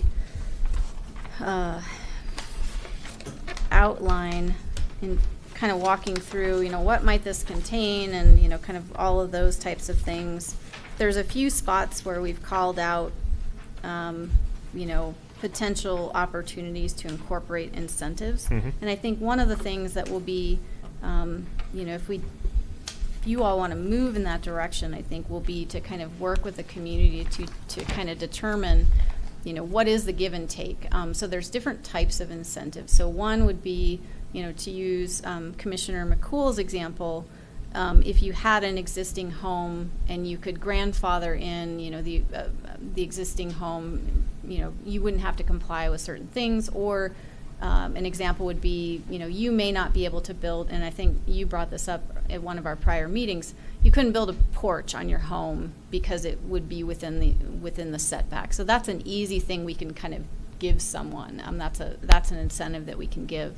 The other types of incentives that we can consider are ones where you have a little bit of play in, if you have an existing lot coverage of 40%, do you ramp it back to 35% and say, okay, that's our baseline. You can do that automatically, but if you do X, Y, and Z to reinforce what we're trying to do here, then you can go up to 40%. So where are you comfortable with the give and take, or are you? And that's one of the conversations we'll have to wrestle with is kind of what specific opportunities might be here, and then is it really more a desire to kind of focus on the things that we can just not change the underlying requirements and then kind of build on that, or is it both? And so there's a lot of different options. Okay. But I don't know why we would make it different for one part of our town than the other. I think that we have some definitions in place that kind of already address that, what you can build now. But when you grandfather in the old homes, there are those conditions that you can add. But I think that if any new builds, they should have to comply with what our current standards are. But yeah. some of those standards are based off of setbacks that are I would assume based off of standardized sidewalks and things. And if we're trying to create an area where there aren't standardized sidewalks, you know, the utilization of that property, maybe being able to bring a porch closer to the street should be an option. And that's where you start to get your different types of housing and you know, it's different, right? So you'd want to test, you know, Sung had put together, you know, for our May meetings, just sort of here, if you just basically take what's on the books today, here's what you could build, and, you know, kind of maxed it out. And so one of the things that, you know, we'd want to do in looking at those options is to sort of say, here's what a particular approach might mean to an existing home that wants to add on, and here's what it might mean to a new build. And so, you know, that's where you can really start to kind of fine-tune things in terms of, does this make sense? Is it doing what we want it to do, or is that going to get us the result that we want, or do we need to, you know, consider some other adjustments for new construction versus additions, that type of thing. So that's where it gets a little in the weeds in terms of just trying to calibrate them to the context that you do have. It's difficult to let you speak first if you. I mean, I think that separating out existing homes and maybe standards for existing homes versus standards for new builds is a kind of a critical distinction. And the other distinction that I think that people should understand, and that we probably haven't really kind of outlined to the public yet, is that we have a set of standards and then we have development. And it's, you know, the development, as Bob's kind of alluded to, is historic and it predated any of the standards. So the standards didn't apply and don't apply to much of original town, or didn't originally apply to much of original town. So what we have is a lot of non-conforming situations. And how those standards would apply now, I think we haven't really looked at too big of a degree. Like, you know, we've had applicants come in and say, well, I want to put you know, a front porch on or whatever, and we're, you're at 18 feet already and the setback's 20, we can't allow a front porch. So I think that, you know, kind of getting into those scenarios a little bit more in terms of existing development, and then figuring out, you know, what standards really should apply to existing development. Should they have, you know, if you know, right now I think if you were to look at it as a case study, you'd probably find that there's more incentive to scrape and rebuild than there would be to add on to an older home, just because you're already kind of constrained by the fact that you're not meeting setbacks, or, you know, your house crosses a property line because you're over two lots or something like that. There's all sorts of, like, any of the nonconformities make it a little bit more difficult to build new. I mean, or to add on. And that's not something, like, if you play that out over time, what might happen is people start just getting rid of all of our, you know, eclecticness and all of our, you know, but if we start having, you know, like, different standards for these homes in order to preserve some of that character, like if you took down a house, even if you took down a house that was 10 feet from the property line, you get to put it back up at the same location. And then we have, like, this mix of, you know, setbacks, which I mean, at least we're preserving, you know, that eclecticness and that variety that we wouldn't otherwise have if everyone's 20 feet from their front and 5 or 10 feet from their sides or whatever it is. So it's just an interesting, you know, like, and I don't think we've really applied it to the existing development yet. We've looked at it as, well, if somebody comes in and builds new, they can have 40% lot coverage, and this is what it looks like next to somebody. But it doesn't necessarily talk about what they can do or what they're kind of hamstrung by in terms of our current regulations. Mm-hmm. So. And I heard something different than Commissioner Stewart. And so we may have some challenges, because if you look at the sheets that we filled out, I saw sheets where manufactured homes were all red and undesired. And I saw sheets where they were blue and people didn't care. And I saw sheets where they were green where everybody wanted to care. So that wasn't a clear answer, right? So that wasn't there. I heard your table, and I mean, our two tables were radically different. I could tell that as we were just going through the work session. So there are some challenges here that we're going to have to face and deal with and be respectful of. I didn't hear anything about big homes being okay in a lot next door. What I heard was, you know, views were of concern, you know, and you know, not having large homes. So I think there are some challenges we have to address, because there are some conflicts in what was presented in these work sessions. And I don't know if this is the right time, but there was also a letter sent to the town board. I won't identify the person, and I don't I think it only went to all the board members and was forwarded to me, but there was concern about how that process went a little bit. There were, let's bring that up real quick.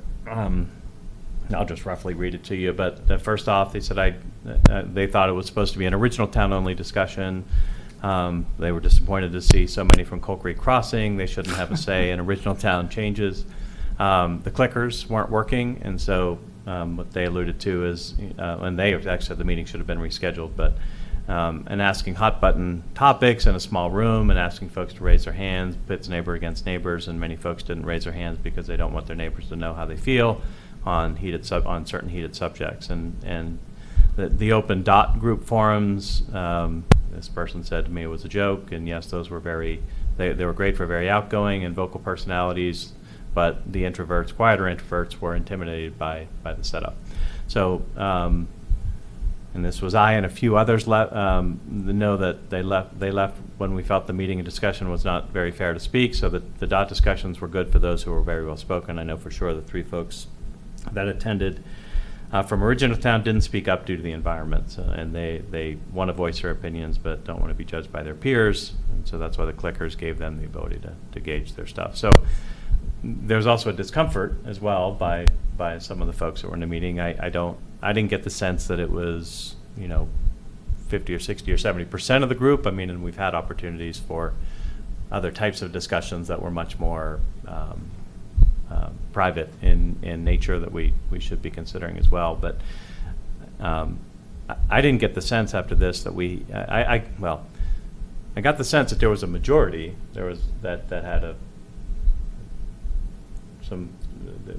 somewhat of a majority direction, but we certainly didn't have consensus. And so I think that's going to present some challenges for us, because even you and I sitting here, kind of heard 2 different things, and it, it's not fair for us to decide that what you heard was right or what I heard was right. We're going to have to sit down and figure this out based on the information that we have in front of us, and figure out if we can come up with a reasonable and fair way to apply what we've heard over the last 6 months, and present that to our board and see if they want to move forward with these changes, right? So it's anyway. And so even in the summary, I think it says that one of the kind of the top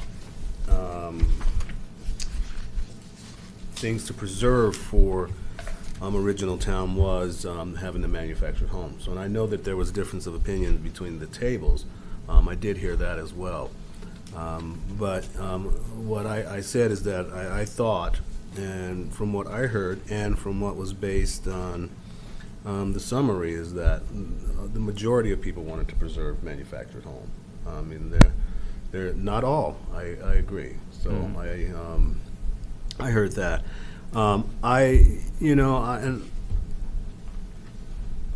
I don't know how much I want to speak to this, but I thought that the process was pretty good. I thought that everyone had an opportunity to voice their opinions in that, and that the group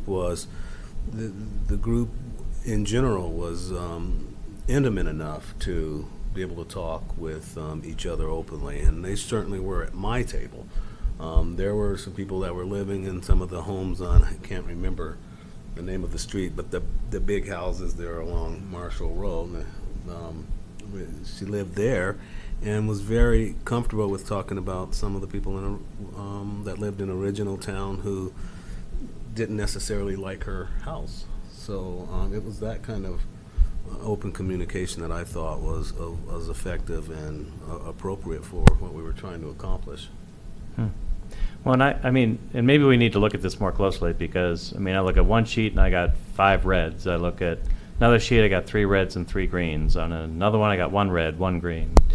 On the next one, we got all greens on manufactured homes. So we have 50-50 so far, really. And then I got 5 reds and a blue on manufactured homes, and then 5, 6 reds on manufactured homes. So maybe we have a conflict that I'm missing. Can I jump in for a second, Sure. please? So I think one word of caution is, this was not a scientific process. Yeah, exactly. And so I think what I took away from the discussion and the exercises is not 100% consensus on any one issue. I would assure you we are not going to get 100% consensus on any one issue. So for me, what was important coming out of that meeting is that I felt like, based on the, we had everybody together at the end and we talked about, I asked the question, how many people want to basically keep what you have? And, maybe not everyone who thought we should didn't raise their hands, but out of the 50 or 60 people in the room, 2 people raised their hands. So Right. that was a big hurdle for me of, I think, coming into these meetings prior, I think there was an uncertainty, certainly on my part, as to really what direction folks wanted to go. And so for me, I think thinking about, the interest and seemingly general support of moving towards exploring what might a potential set of standards and guidelines look like that we can tailor to the issues that we're concerned about or the things that we want to protect. And so if you choose to go down that path, I think there are going to be more discussions about particular questions of, do we want this or do we want that? But the only way to really have those conversations in my mind is to move in that direction and say, here's specifically what we might propose, or here's 3 different ways we could approach this, and kind of have the same conversation about, based on what we've talked about, what you're seeing in front of you, what feels most comfortable in terms of a path forward. And so it's going to become a pretty fine-grained conversation in terms of taking each of these ideas and really trying to boil it down to, the balance factor. But I have no, in any process like this, we're never going to get to 100% consensus. Right. So I definitely, I respect the perspectives that, there are definitely issues where we didn't have that, but I don't see that as a barrier from kind of trying to move the conversation forward if the overall sense of the group was, we think we're comfortable with moving in that direction. And that was my sense. I don't know if others felt differently, based on the kind of that last discussion that we had. But that was a change from our prior meetings, in my opinion. I would like to compliment you both on the process and on the result, because I think the items that you have listed here are actually the ones on which there was a fair degree of consensus, if not 100%. The ones that you don't have listed, like the manufactured housing, are the ones on which there was actually, it seemed to be, at least to me, to be more dissent. There was more.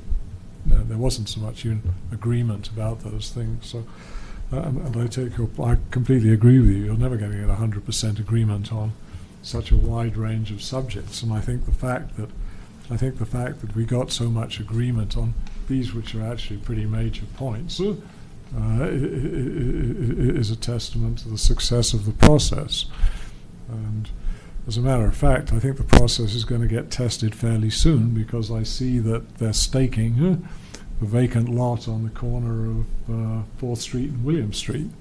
And there's a little note in there saying porchfront homes. So, I'm assuming that in the fairly near future there will be designs coming forward with the developer asking for approval for them. So this is going to go from being an abstract concept to being a very concrete concept in a pretty short period of time.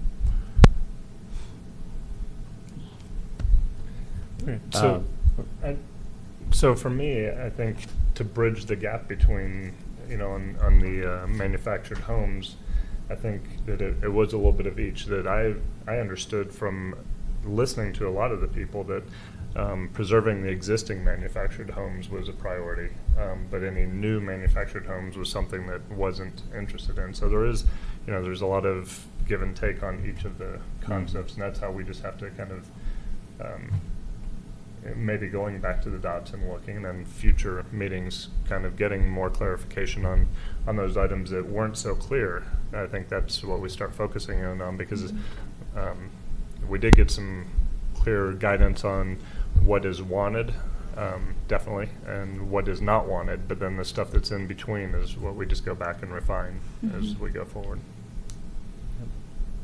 But really, my only point was that I think there are going to be some challenging discussions. I mean, there are things in there that are concerning people. There's maintenance and upkeep and, you know, other things that people were commenting about that they were concerned about. There's some, you know, few dangerous situations people, you know, mentioned and brought up. I mean, I just think this is going to spark a lot of conversation but I agree.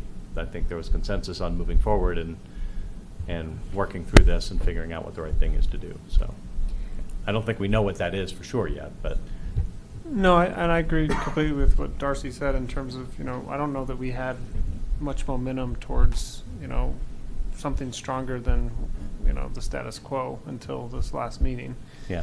And I think it's educational. I really think that hopefully, you know, and that's my, you know, optimistic view of it, but I really hope that the people, you know, the public understands that, you know, it may not just be a restriction, it may be an allowance, you know, like right. we need to understand that we have current zoning allowances or restrictions now that may not help you if you're, you know, if you don't meet a setback, or, you know, that's the easiest example to kind of, but it also may not help preserve the character that everyone seems to be wanting to preserve so much. We don't have historical preservation standards. We don't have a lot of allowances or variation, you know, sympathy. Like if you don't, you need to have a hardship to really, you know, require a variance or need a variance, and just being built, you know, closer to the front road, you know, your front road isn't a hardship. So I think that educational piece, people hopefully start to perceive this as not something that's going to bring additional standards on top of them or restrictions on top of them, but it may also be an opportunity to, one,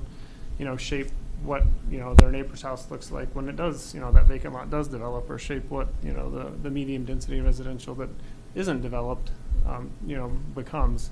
But it also may help them have, you know, their property may be more viable in the future in order to stay and, you know, grow with them as their family grows or whatever, should we, you know, try to fit the design guidelines or design standards or whatever we end up adopting. But I think that to kind of step back, all we really need at this point, you know, in terms of the recommendation to the board or the update to the board, really it's like, you know, we're on this trajectory and this is what we've heard from the public, and we're recommending that we continue forward and we get into the finer grained details of, you know, what that looks like. And right now what we're seemingly, you know, headed towards is something that, you know, fits more for what's existing, and maybe some different standards for what for new development, or, you know, like, and Bob's alluded to this in the past, we have general development standards for I'm gonna forget, I think it's 6 or more lots or 2 acres or above that kind of apply. But if that's not,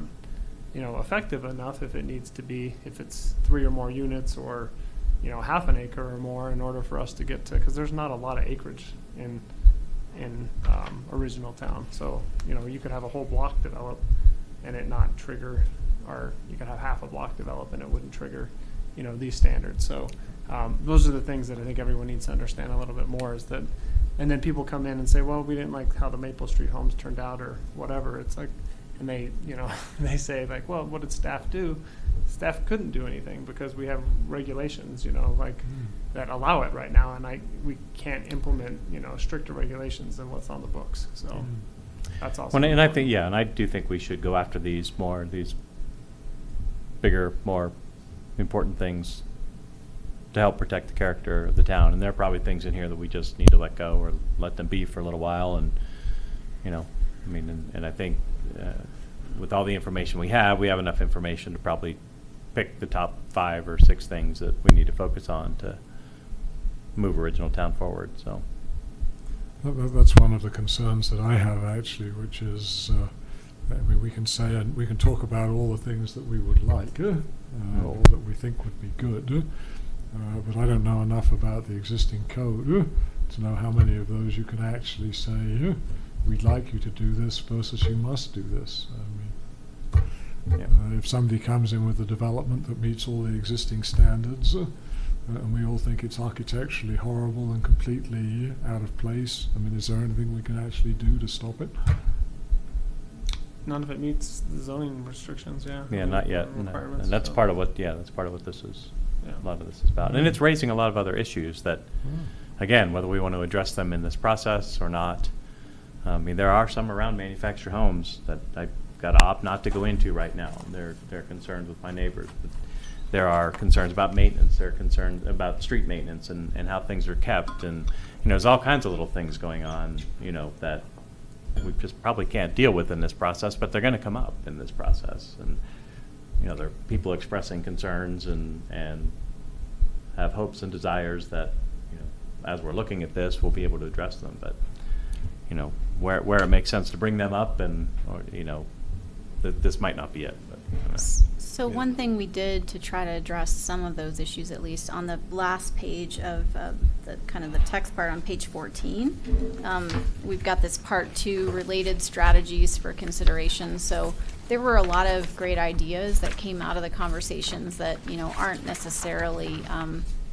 things that you can tackle through design standards. And so we wanted to be sure to capture those ideas, and so that you guys and the town board could consider, are there opportunities to explore some of these ideas, things like a tree planting program, or, just could be some minor things to help reinforce a sense of community. And I think, I did hear a lot of people communicate that they really just enjoyed the opportunity to talk with one another and, hear other perspectives, that, in their neighborhood. And so it seemed like there was interest in, in a variety of ways that maybe that conversation continues through this process or beyond, just on some of these other issues. So, so some of those things got captured here, but I think you're right. There's others that, we need to,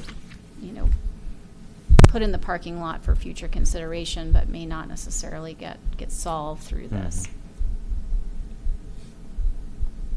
And I know you asked for feedback on your first part, so if you want to continue on. Well, I think we've kind of circled back around. I think at this point, it seems like what we need to try to get closure on is, based on the outline, kind of so starting on, in terms of if we do pursue an overlay district or some similar tool with design standards and incentives for Original Town, have we captured enough of the essence of the big issues that you all feel comfortable bringing forward this idea as a proposed next step to explore in greater detail? Or do you think that there are refinements that we need to make to this before we go to the board and make that suggestion? I think so far what I've heard, I think we have a lot to bring forward to the board. I don't know if I'm 100% clear on what exactly you'll get presented. The areas you talked about, looking at our code, leniency on existing homes and providing different options, that all sounds good to me so far. There's a lot more detail in your original summary or in the document that we were emailed. Yes. I just don't know how much of that, I haven't gotten a sense yet from this meeting how much of that applies. Same thing, I wrote a whole bunch of stuff down. The alley facing, the leniency on variances, incentives, footprint, height limits,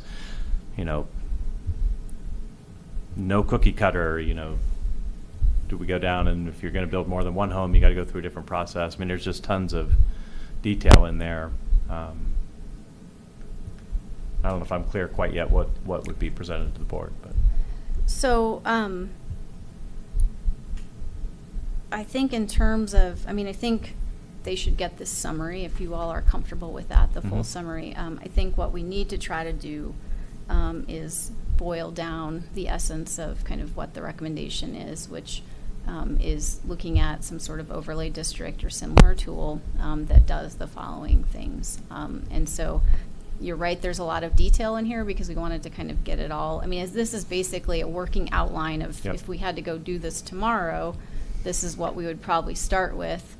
And, these are some of the things that we think would be the questions. So there's probably more in there that we can possibly cover with the board. Right. So that is the challenge, is to try to capture the essence. But I think we can certainly try to do that. So are we talking about just presenting to the board the concept of the overlay and not just really all the detail? All the details. And I think I agree with that. Okay. And that's why I was wondering about examples of other excuse me, municipalities that have done something like that you could almost present a case study that says, you know, this is kind of the direction we are working towards. Here's an example of something like that. And like you said, it's going to be, bits and pieces are going to be totally different. It's not going to be apples to apples, but it can at least kind of give them an idea of what the concept is. Because just reading this and then just throwing a concept of the overlay to them, maybe it will help having an example or something. Sure. Yeah, I mean, this detail is going to spark the same conversation at the board level as it is at this level, and there's going to be opinions all the way down to, I mean, when they get your summary, which I think they need to, but I don't think it's going to be a quick conversation by any means. But I agree, if we could come up with a single page, look, yeah, we want to do overlay district and incentives for these reasons. Existing homes, our thoughts are get treated this way. New homes get treated this way.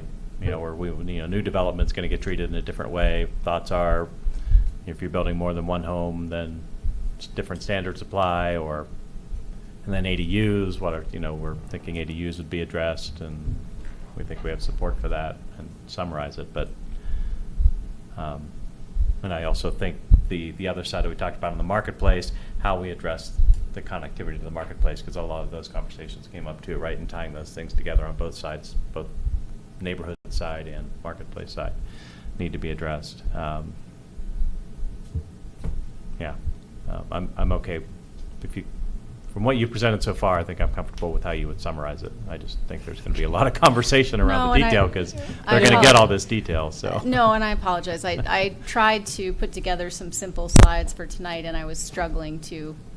It's hard to step back, So, this is a lot of information. We have a 6 months worth of information to kind of update the board on, and I think a bigger picture, higher level summary of where we are and how we got there. Even from the fact that some of the simple questions as to why we've kind of broken these two pieces in two, because we needed to get. You couldn't get to the finer grain that we got to without kind of separating them out, but that the intent is to bring them back together.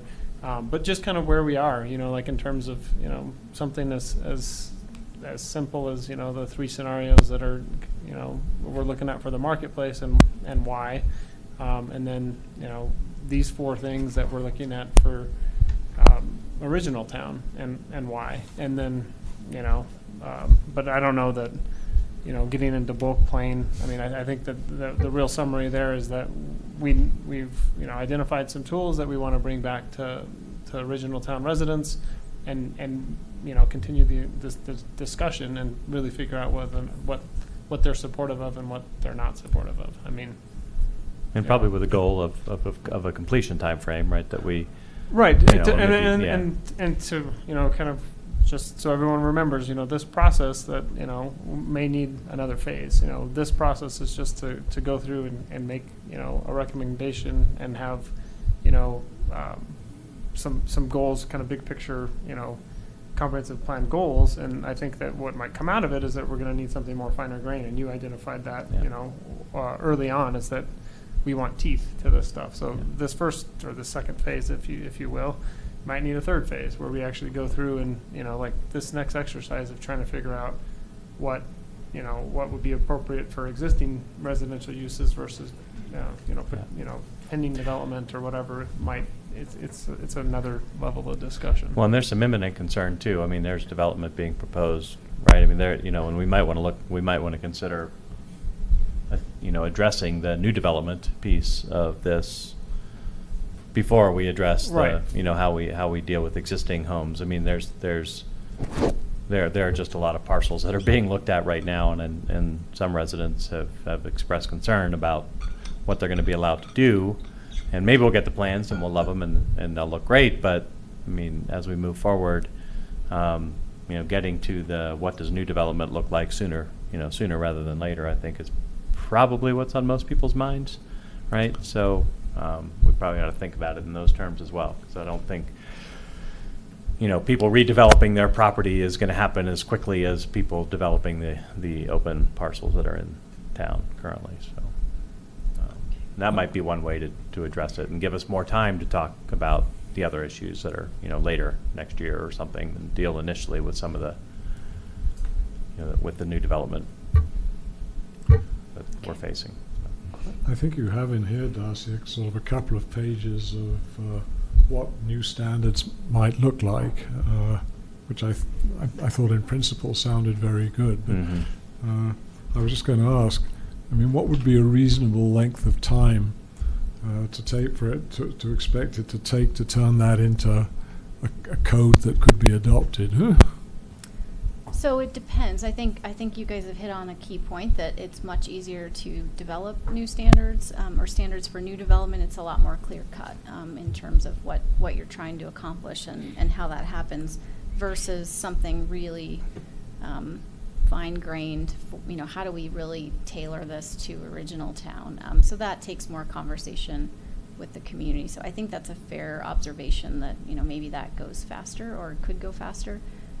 So we have, we've gone through processes where it's, a 3-month process to kind of start to finish, do all the outreach, generate the standards, and bring it back when it's sort of this urgent scenario. So it can happen relatively quickly, and that's part of why we tried to frame out as much detail as we could in terms of where we think it might shake out.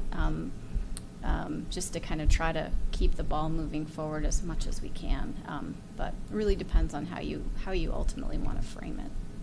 We have to deal with if we're going to do incentives. You said 35%. Do we want 30%? Do we want 20%? You even mentioned some areas we're doing that, right? And then the incentives let you build. That's going to require conversation. It's going to impact our existing code. We're going to have to figure out what comes out of our existing code in order to apply these new standards. It could get complicated quickly, I'm assuming. I was just looking at the number of potential variables. Right, yeah. I'm trying to figure out, okay, you've got to make a decision about, if you're going to write code about it, you actually have to make a decision about what each of those is. I think 3 months sounds, to me that sounds extraordinarily very fast. optimistic. Yeah, it'd be awesome if we were all on the same page and could do that. But in the meantime, developers are coming in, they're looking at the land, this area is ripe for growth, and people want to be here. I think it'd be worth trying to do it in 3 months. So, I know, it's, I think that we've done a really good job on the marketplace and getting some definition there, in my opinion. I think that that's good. That's exactly what the board was looking for and what they were asking us to do, is to come back with some very concrete ideas about how that development or redevelopment should look. I don't think that we've done as good a job in the original town redevelopment or, doing the code there, because what's happening is a lot more questions are coming up. And, I know that that's part of the process.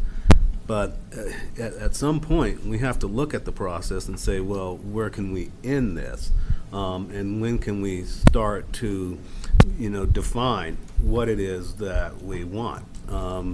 And in my opinion, the quicker that we do that and the more focused we can become on saying what we want, which is kind of what we said at the beginning, this is what we want to have happen, not what we want to have happen to us. The faster we can get through that part of the process, getting some of these design standards, getting some of these original homes grandfathered in, and defining how that's going to look, I think the better off we're going to be. And for me, I mean, as we talk about this, I have some ideas about that. One is being grandfather the homes in. And I think, but what the question that came up for me around that was, if we grandfather some of these homes in, can we say, well, this lot's grandfathered, and you can't scrape and redevelop. You can't add on to the front of it and just kind of have these definition, these parameters that are set in place. So those are the kind of questions that are coming up for me. And if a home is if a lot is grandfathered in, what does that can mean? you I'm not scrape it and rebuild? And my opinion is no.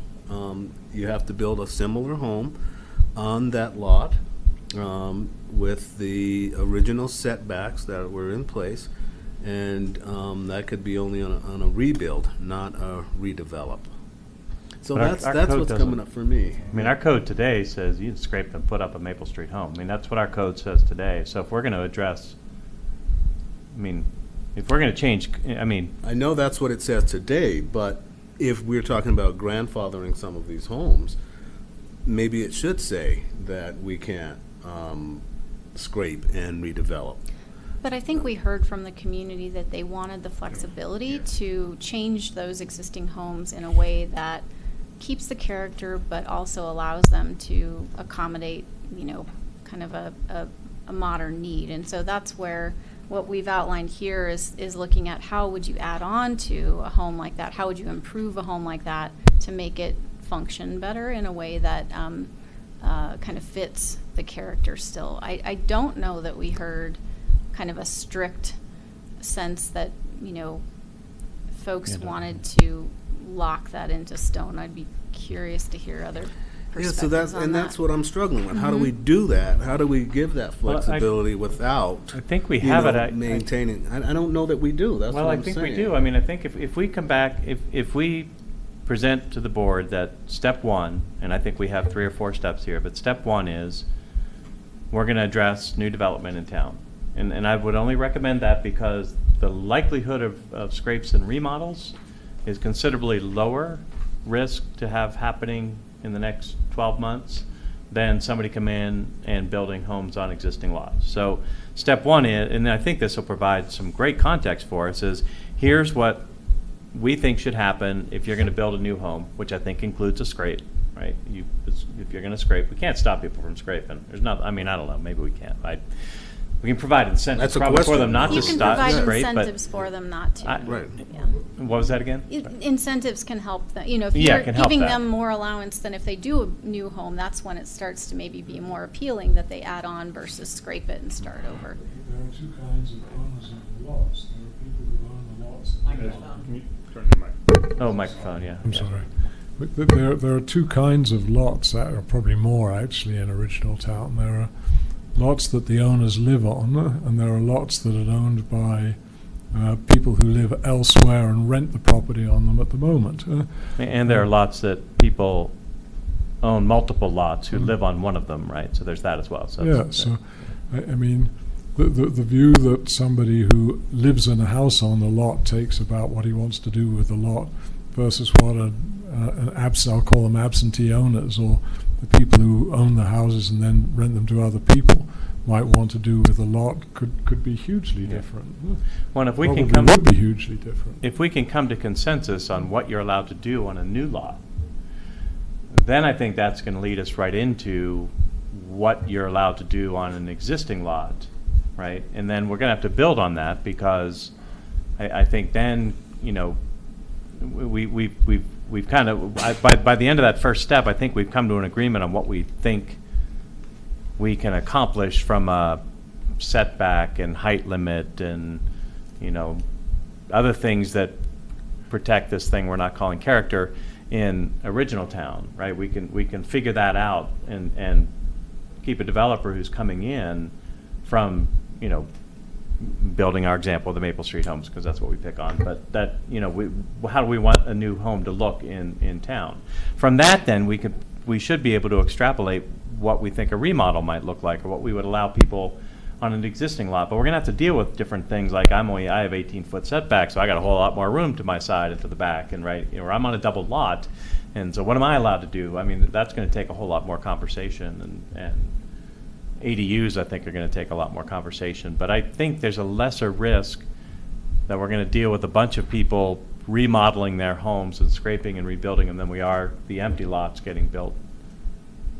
You know, I think it's more likely we're going to get the empty lots being built. And could we address new development rather than first and then? Well, that's a different question. So, you know, I'm fine with that, but Okay. that's not what we started out looking at.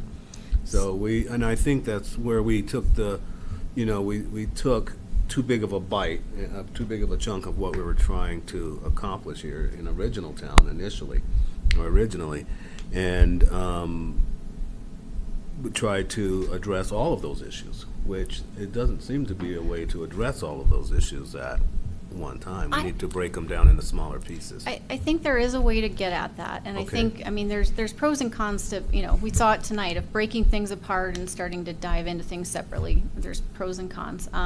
But what I'm hearing based on this conversation is we need to go back to the images that Sung had put together and, maybe augment those a little bit and talk about, one thought would be, we talk about additions and what might this approach mean to additions, and we walk through a couple of examples.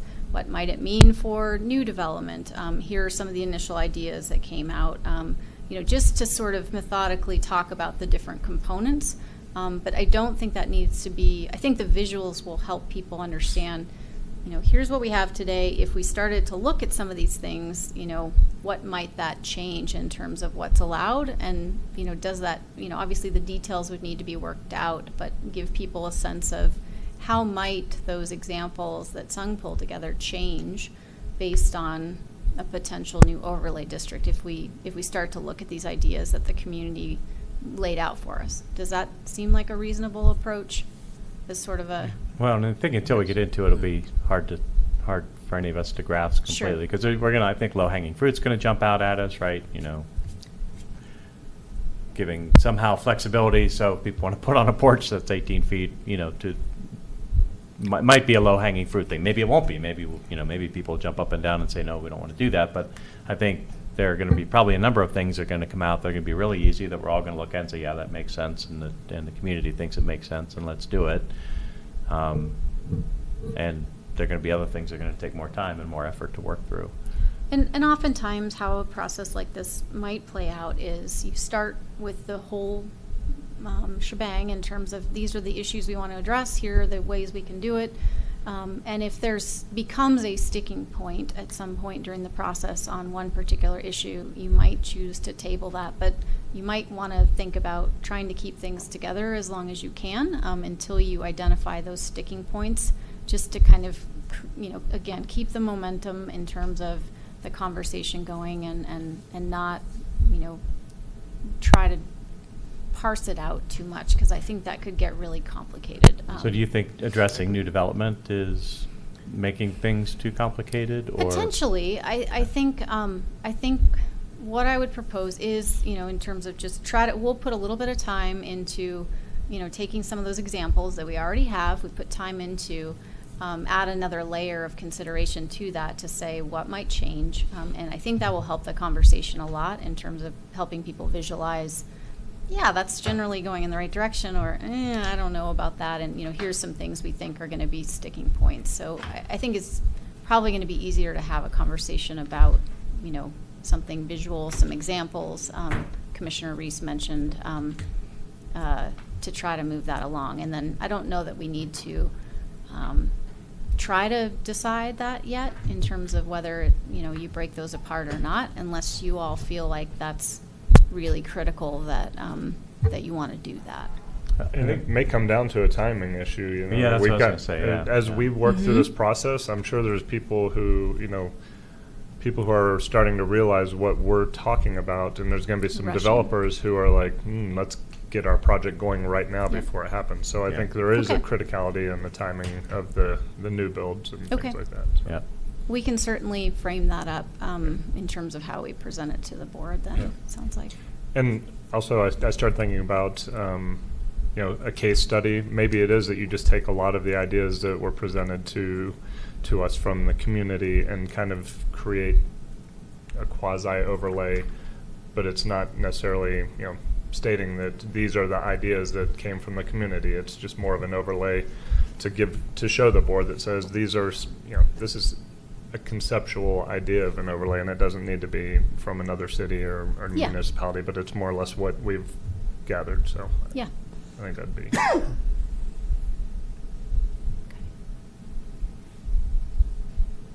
I think that makes very good sense. I mean, your overlay district would presumably be called a historic district in other towns and communities. Sometimes yes and sometimes no. Yeah. I think more Be often careful than here.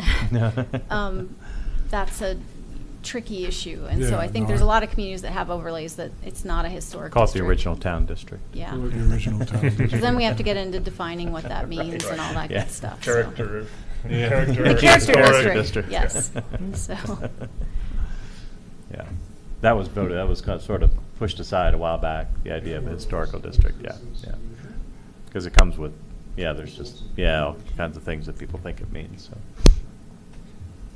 I'm almost worried that if you present the board with this entire summary, there are going to be some trustees that read the entire thing and start circling, and then when you get up here, or when we get up here to present, they're going to jump into some of the finer points and everything. So I think it'll be critical to kind of just steer back and say, this is conceptual. We want to stay out of the weeds for right now, and because I could see this going into a pretty deep 1 hour, hour and a half conversation Like that it is nobody here. really wants at this level. Yeah. I think it's something that I mean, we it- need to get guidance. And then- honestly, I think that, talking with some of the board members, that's a level of detail that the planning commission should be doing for the board, right? And Yeah. and there's, and we do have a board that's detail oriented in many cases, but if we can present this and look, the planning commission has to look at this and with staff has to look at this in a lot more detail. And yes, there's a ton of detail in here that's going to be considered, but like you said, trying to consider that at a board meeting would just be Yeah. way too much. And maybe at a future board meeting, you get into, Or a work session with the yeah, work board, and the session. with a work session with the board and the planning commission on that particular topic. If they want to dig into those details with us, then they can. Yeah. We can sit together and do that. And I don't know if, obviously it's out there for them to see right now, but boy, it would seem to me if we could minimize the detail Yeah. for that meeting and focus on a summary and next steps to address this detail and not try to, figure it out at the board meeting would be, I think that would be great. Yeah. Seems like it would almost be good to present just something like that. One page, this is what we're doing, this is where we are in the process. And these are our next steps, which I'm not Yeah. sure what our next steps are, but these are our next steps and moving forward. So you'll have more detail as we. I'd love to get approval from the board to move forward with, Yeah. it's gonna require additional check-ins, but I think, getting approval from the board to say, yep, we're okay with you moving forward with the discussion of an overlay district, with incentives, with, the other recommendations that you have, proceed and keep us informed. They have to vote to approve the code changes anyway, so, I think the next step in the process is, are we at that point yet where we would be requesting approval? So, So- summary now, okay, so summary now and then It's an final update, yeah. presentation, Yeah. with the expectation that the final presentation is probably similar to what our summary of recommendations is now, which is going to be able to proceed with the recommendations you're making, so. Yeah, and I think for me, a little bit of the, tricky factor between marketplace and this conversation is that, I think with the marketplace, there's sort of a defined, we can only go so far and sort of lay out the strategies before you guys really think about, okay, what are we going to do next and what do we want to kind of focus on? And, the question for me would be, the way that it's slated to go now, we would go back to the community with everything as a whole and say, here's where we are and here's where we think we're going. Does that still make sense to you all in terms of, kind of the overall strategy that, we'd laid out? Yes? Are you asking whether or not it makes sense to go back with the marketplace stuff? Because you have the information you need, or you? Well, I guess what I'm getting at is based on the timing discussion tonight, you could potentially make a lot of headway on, some of the issues that are a priority to you before October. And that's November, my yeah. question is, are you losing more time going back to talk about what we're talking about now in a slightly refined version, or if the board agrees on the general direction, do you try to move that forward at least a little bit so that you can have some of those more detailed discussions about, here's what we heard in July, and, here's where we think that's headed, and just keep, I'm sensitive to the nature that, this is a lot of meetings to kind of spend, to expect the community to kind of keep going with. And so I want to be sensitive to that and make sure we're moving the ball forward as much as we can based on comfort level, obviously. So could we, maybe look to you, Stephen, but could we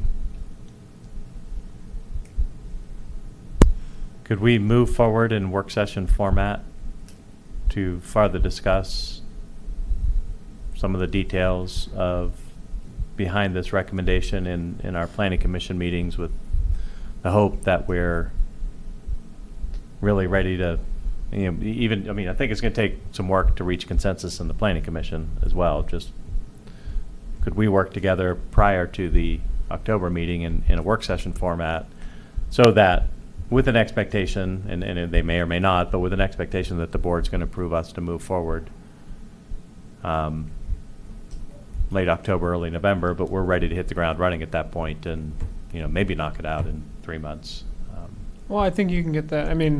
So I think that, I guess I need to clarify your question. If you're talking about, you're going to update the board early September. So I think that that's one of the questions you want to raise to them is that, these are the next steps, and we plan to continue to meet and continue to discuss this, continue to refine our recommendations up until we make a formal recommendation to you, and we may even, start, laying out the groundwork, right, to presume, or assuming approval. And if you have an issue with that, then let us know, and we'll try to get it in front of you earlier. But I don't know that, I think we have a lot to discuss still, so I don't know that there's necessarily that much of a concern about getting ahead of ourselves. I think that the one thing I would clarify is that, this update to the board is to also get their input on direction, so we don't want to be too far down the road on any,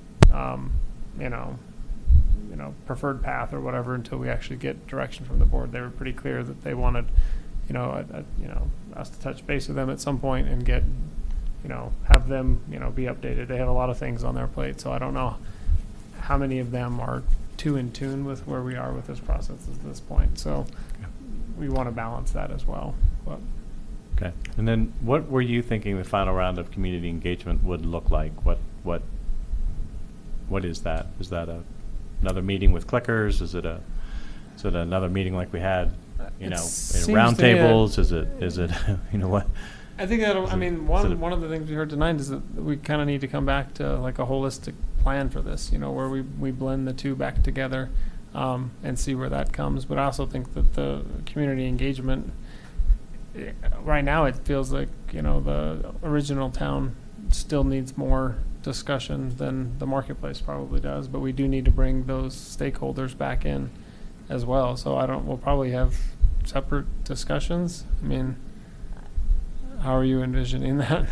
To be honest, I hadn't gotten that far yet. But I think, I think we probably need to do a little of both. I think there's, based on the conversation earlier tonight about the marketplace, I think that it's important for everyone in the community to hear how the whole process is coming back together. So we could kind of touch on it more lightly in terms of maybe an overall meeting, and then have another meeting with Original Town specifically to kind of get into more specifics about that. But I think, the point of that last round of engagement was to say, we've taken all of this feedback we've gotten. Here are the, the recommendations that have come out of this, and, just try to, bring everyone along and get any final feedback before we take it back to you and to the board. So it's probably less of a,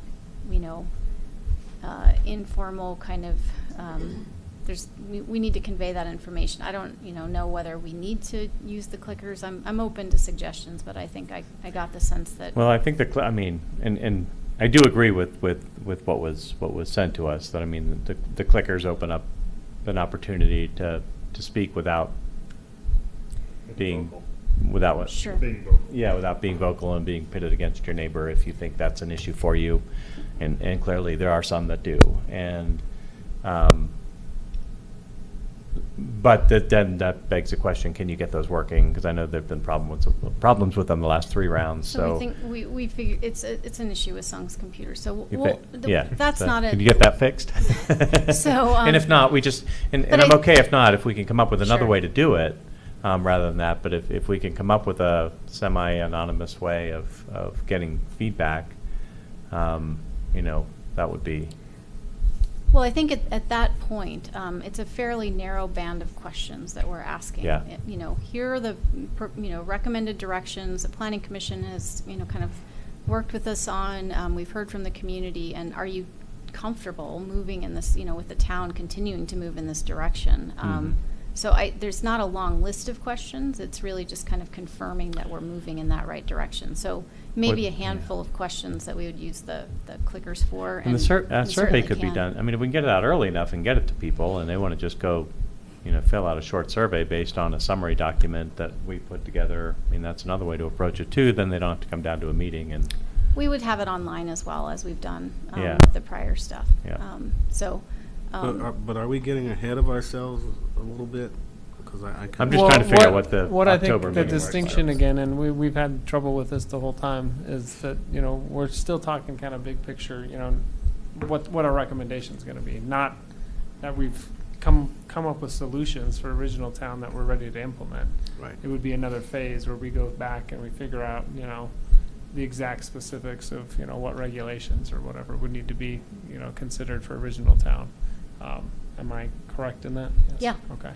So. In that process, there's going So to be it- public meetings too. I mean, Yes. It would So, be but in that another- regard, I support that. I Yes. think that we can take that to the board and say, this is what we've done. Here's what we've This is the path we're accomplished. This is the recommending, path yeah. we're on, and this is what, we've accomplished. I'm very comfortable with, going that route. I think there's a lot of time between now and October, and I think we'll have, time to either, communicate by email, or, if we have to have another work session, then I'm fine with that. But I think that we need to get this information to the board and let them know where we are, and let them know that, excuse me, that we're working on accomplishing what we set out to do. in a summary format and not, preferably not too much detail.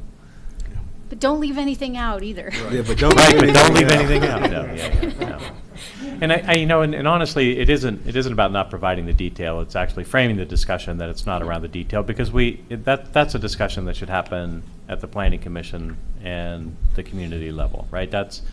Those details need to be hashed out. They need to be discussed more. They need to be worked out. And yes, they're in a document based on a work session with the community. That doesn't mean that we've decided that that's what's going to happen. It's just what we're using to have our discussions, and framing it that way so that we don't get into an intense level of debate at the board level as to what's okay and what's not okay. It's just not appropriate to do that yet, because the community doesn't, and nor do we or the community know, or staff know quite yet where this is going to lead. It's just a ton of detail that needs to be discussed, because Yeah, there's lots more. there's just lots of stuff that we agree on and don't agree on.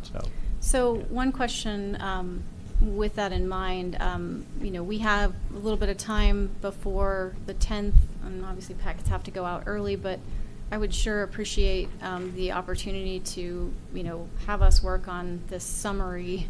Sure. Probably just, I would think the presentation, it could be, if we boil it down, that's what we're going to walk through. And to Prior send that to to you September guys, 10th. we don't need to take up meeting time, but just to, if you all were willing to take a look at it and just by email, give us any feedback if you think, oh, be sure to talk about this, or, too much detail. Is there a That meeting would that be falls into helpful. place that might work anyway? I mean, There's not that two we have to have meetings. a special one, but There's two meetings. There'll be one on the 21st, and we have is that too soon? Yeah. What's the next one? That's fine, yeah. Then No. the third or the. And there'll be one on the 4th, but the 4th is Is that too getting to be late. too The late? packet Okay. goes out that Gotcha. day. Okay, Yeah. so timing doesn't work. Okay. Yeah, so just a thought. Okay. I mean, even if it's not doable, that's fine. But And I'm okay with with a short special meeting.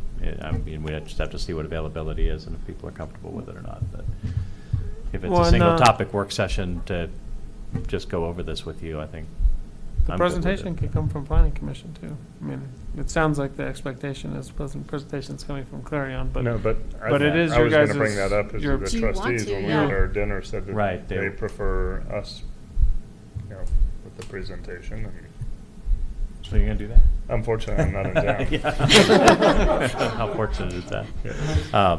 Yeah, and that's, yeah, and if I'm gonna be the one to get up there and do it, then we probably do need to have a meeting, you know, with the planning commission to make sure we're all comfortable with that presentation process, so. Yeah, I disagree with that. Darcy, I know it's time consuming, but I think that Darcy should present that. I mean, I can As be being a standing there, I neutral mean, that's party, fine. you know, you're here as a consultant, you're here as a mediator, kind of, and I think that it should be presented by you. That's just my thought. Yeah, I mean, I hear what you said, because they did say they want the recommendation coming from the planning commission, so. Well, we can discuss And- that more and think about it and get back to, but, I mean, I also think that, you know, the big picture kind of outline of where we've been and, you know, where we are now and what our next suggested steps are is pretty simple. I mean, it's, Yeah. you know. And we could co-present, I mean, we could, you know, come up with an introduction, and then you going into the detail, and then me Yes. doing You a do summary or recommendation. something like that at the end, and. Yeah, I I don't think think that's that- exactly. Yeah, I don't think this is the recommendation that they're looking for. I think So that is they this a talked about. recommendation? No, This fair is enough, a summary. You're right, this is You're an right. update of where we are, and, Exactly. but it's, I mean, we're preparing a summary of recommendations, so it's an update. Next steps is Yeah, maybe a and better way next to put it steps. Yeah. than, or suggested next steps or Yeah, whatever. and maybe when we Something do about get to the trajectory, but- recommendations, that's something the planning, that I get up there and just say, look, you already know what this is, and here it is, you know, more formally. I think the recommendation is keep working, isn't it? Yeah, basically. So, but there's dollars and time involved, but, yeah. So you'll email it to us if we can pull off if it's convenient, we're able to pull off a short work session at the appropriate timing, great. If not, we'll do it via email. Is That sounds fine. that okay? Because Okay. we don't need an attorney here, right? Just us. For the For- work session? Yeah. For a just work like session tonight. for her to just make sure that That's just like September tonight, 10th no? presentation is Correct. comfortable. Okay. All right. Okay. Okay. Thank you, Darcy. We did, again, going back to when we interrupted you in the middle of the presentation, when you asked for feedback, have we covered everything that? I think we've Would you like in more way more feedback? detail than you'd hoped? No. Would you like less feedback? Yes. No, this was great, thank you. Did you want to give the public an opportunity? Yeah. to Sure, comment on yes, it? yes, Gladys and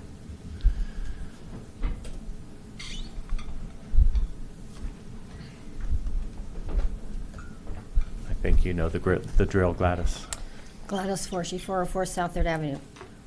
I'm irate. You, as a planning commission, wanted to have a special meeting with Original Town residents. That's great, because that has not happened before. To listen to what we in Original Town have to say, our feelings, whatever. So you requested that. There was a letter sent out with a map of Original Town. Original Town map. The flyer that was on the table the night of July 24th meeting was Original Town map. My information that I submitted that night in this report that was submitted, that was given to me tonight, has been violated because of the fact Coal Creek Crossing and Sagamore people were there for that meeting and had input. You wanted the meeting with Original Town only. That's what these maps were. The signs that you had out in town was for Original Town only. You need to have a meeting with Original Town only residents. Let them show their ID. Let them bring a public service bill. But let it be Original Town only residents. Let us have a say as to what you're going to decide to do with our part of town. We have not had to have that discussion before. So we're part of Northwest Park, or Northwest area. I understand that. But Original Town should not be affected by Sagamore, by 76th Avenue, and certainly not by Coal Creek Crossing. You need a meeting, and you meet it now. You just proved tonight in your discussions that you are not comfortable with all the information and with all the discussion and everything with original town residents. So you need to have a meeting now with original town residents only. Thanks.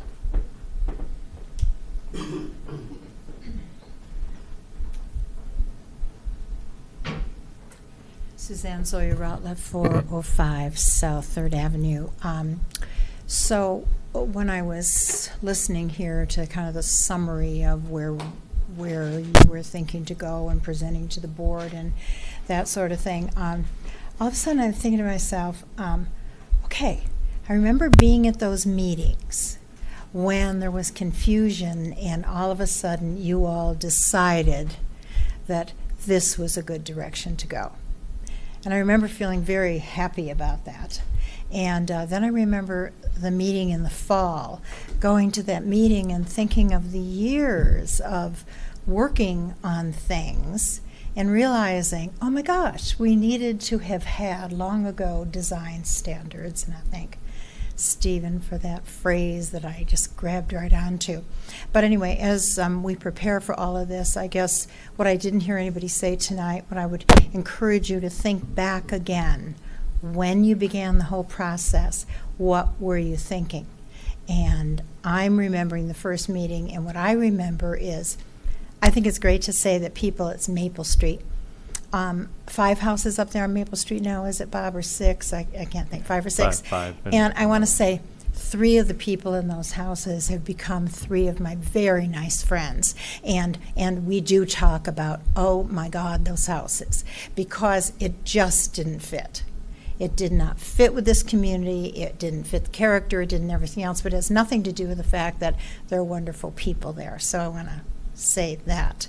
But I also do think that people want to give, and I think this is probably the same for all the neighborhoods, and the largest, of course, is Rock Creek. So I think people are generally real nice and want to give each other some space and a place to be and make their home nice and hang with it in a nice way. So I worry if we get too rigid in doctrinaire in what we do, because I think generally speaking, and I guess I'll speak for myself, I recently had a thing where I had snow came and I had 2 huge branches that came down off of 2 of my trees right into the road, and it was snowy out. It hadn't been but overnight.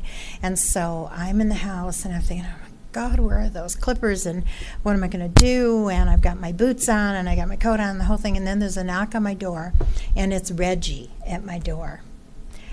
And he's there to tell me there's obstruction in the front street, and it's coming from my house, and it's my fault, and I've got a thing that's, a write-up. I'm in trouble now. And poor Reggie, I just went over and I went out on the porch with him and I said, look at these boots. Look at this. Do you see these clippers right here? So I guess I just want to say, I think we're trying to do our best, everybody. And I think what I hear from all the neighborhoods is a value for the preservation of the original town. And I hear that from all of you. Our history, what we're about, the eclectic nature, and all this sort of thing. So I'm just saying, let's not lose sight that people are trying to be good citizens.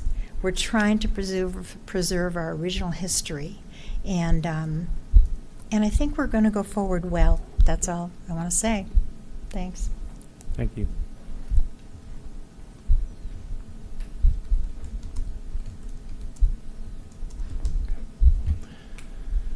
Any additional discussion, comments?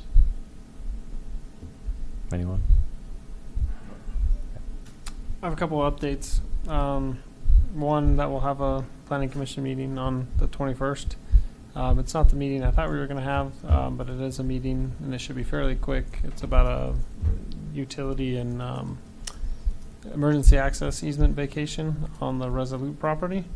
And then the other application for that area is Superior Shores. It's now scheduled, or we're aiming for 9/4, September 4th, for that discussion. So both of our next 2 meetings will likely be held. And then as a reminder, next Monday night, the town board is having a work session discussion on the town center design guidelines. And planning commission is invited to attend. That meeting will start at 5:30. And as I understand it, there'll be dinner provided. So whomever can attend from planning commission is encouraged to attend. Will that be recorded? Yeah. Okay. Yeah, So I it's won't be public able to meeting, make. yep. I won't be able to make that. No. I guess that's it. And I guess towards the only other thing I'd comment on is Commissioner Harper mentioned that there's stakes out in the ground at 4th and William, and there is a permit that's been approved, but it hasn't been picked up for that location. And I think that, for my understanding, that permit's been in the works for like 6 months, but it may have new traction. So I don't know, but it still hasn't been picked up. So been reviewed, but it hasn't been paid for or given. So there's no imminent development until they actually have a building permit. But Okay. Okay. So the stakes are something they do. They would do if to okay. figure out final design stuff and grade and Okay. all that stuff. But Microphone too. It's tough to tell from just looking at it. It looks like You need to put your microphone on. Sorry. if I let's say it's difficult to tell exactly what's planned just from looking at the stakes that are there at the moment, but it looks as if it might be I think they can build 2 units on each of 3 lots on that particular. Yeah. yeah, that's correct. Yeah. It looks. And that's the permit. I think that again, this permit came in like 6 months ago or something, Okay. and it was reviewed. Do they submit plans for the permits? Do they? Yeah, Yeah, okay. it's a building permit application at this Okay. point because it's a use by right. So, Yeah. but yeah, and I did see that come across my desk just to review setbacks and height and all those basics a while ago. And my understanding is the same permit that they're finally maybe pursuing again after Okay. having it go dormant for a while. Okay. There been any other plans submitted for any other parcels in? No building permit plans that I'm aware of. No. Okay. There are, I mean, just for completeness, there are also stakes being put in on the lot by Coal Creek, south of, it's the cross street just immediately south of Coal Creek. Yeah. Oh, those are lot measurements. Is that what they're doing? Huh? Anyway, I'm not sure. I couldn't tell just from looking at it what they were doing, but somebody is actually working there. Huh? There's been a bunch of homes stake-ins, removed huh? in that location, and there's we do have an application for a lot line adjustment out there. Just to shift Oh, you the mean lot south line of the coaching. creek? Yeah, Okay, south of okay. the creek, You're yeah. saying Colcra, okay, yeah. That's, there've been 2 homes removed, maybe 3. Oh, it's the whole, There's the been whole 3. area. Yeah, an entire block. Yeah, well, it's the entire block, but I think there were 3 homes there on those 3 homes. 6 lots or something, 2 or right? 3, yeah. Yeah. And in fact, there's also stakes on the area between Second and Douglas. second and third, where there used to be, Yeah, I'm sure it's the same guy. But anyway, again, I just noticed that somebody is actually starting to do some work there. Huh? Yeah. Okay. Did you have something else, Suzanne? Okay, thanks. Oh, I meant to tell you guys, Reggie called the town and came and helped me, and they got those branches cut for me and helped me to get that all done.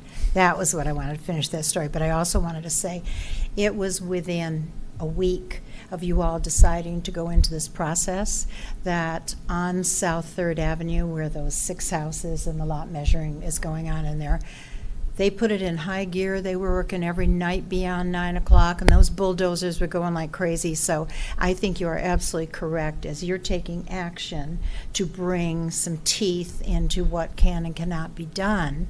Yes, people are going 90 miles an hour. So I do really strongly encourage you to go after new development coming in, because otherwise, by the time you get to it, it's all going to be developed. Yeah.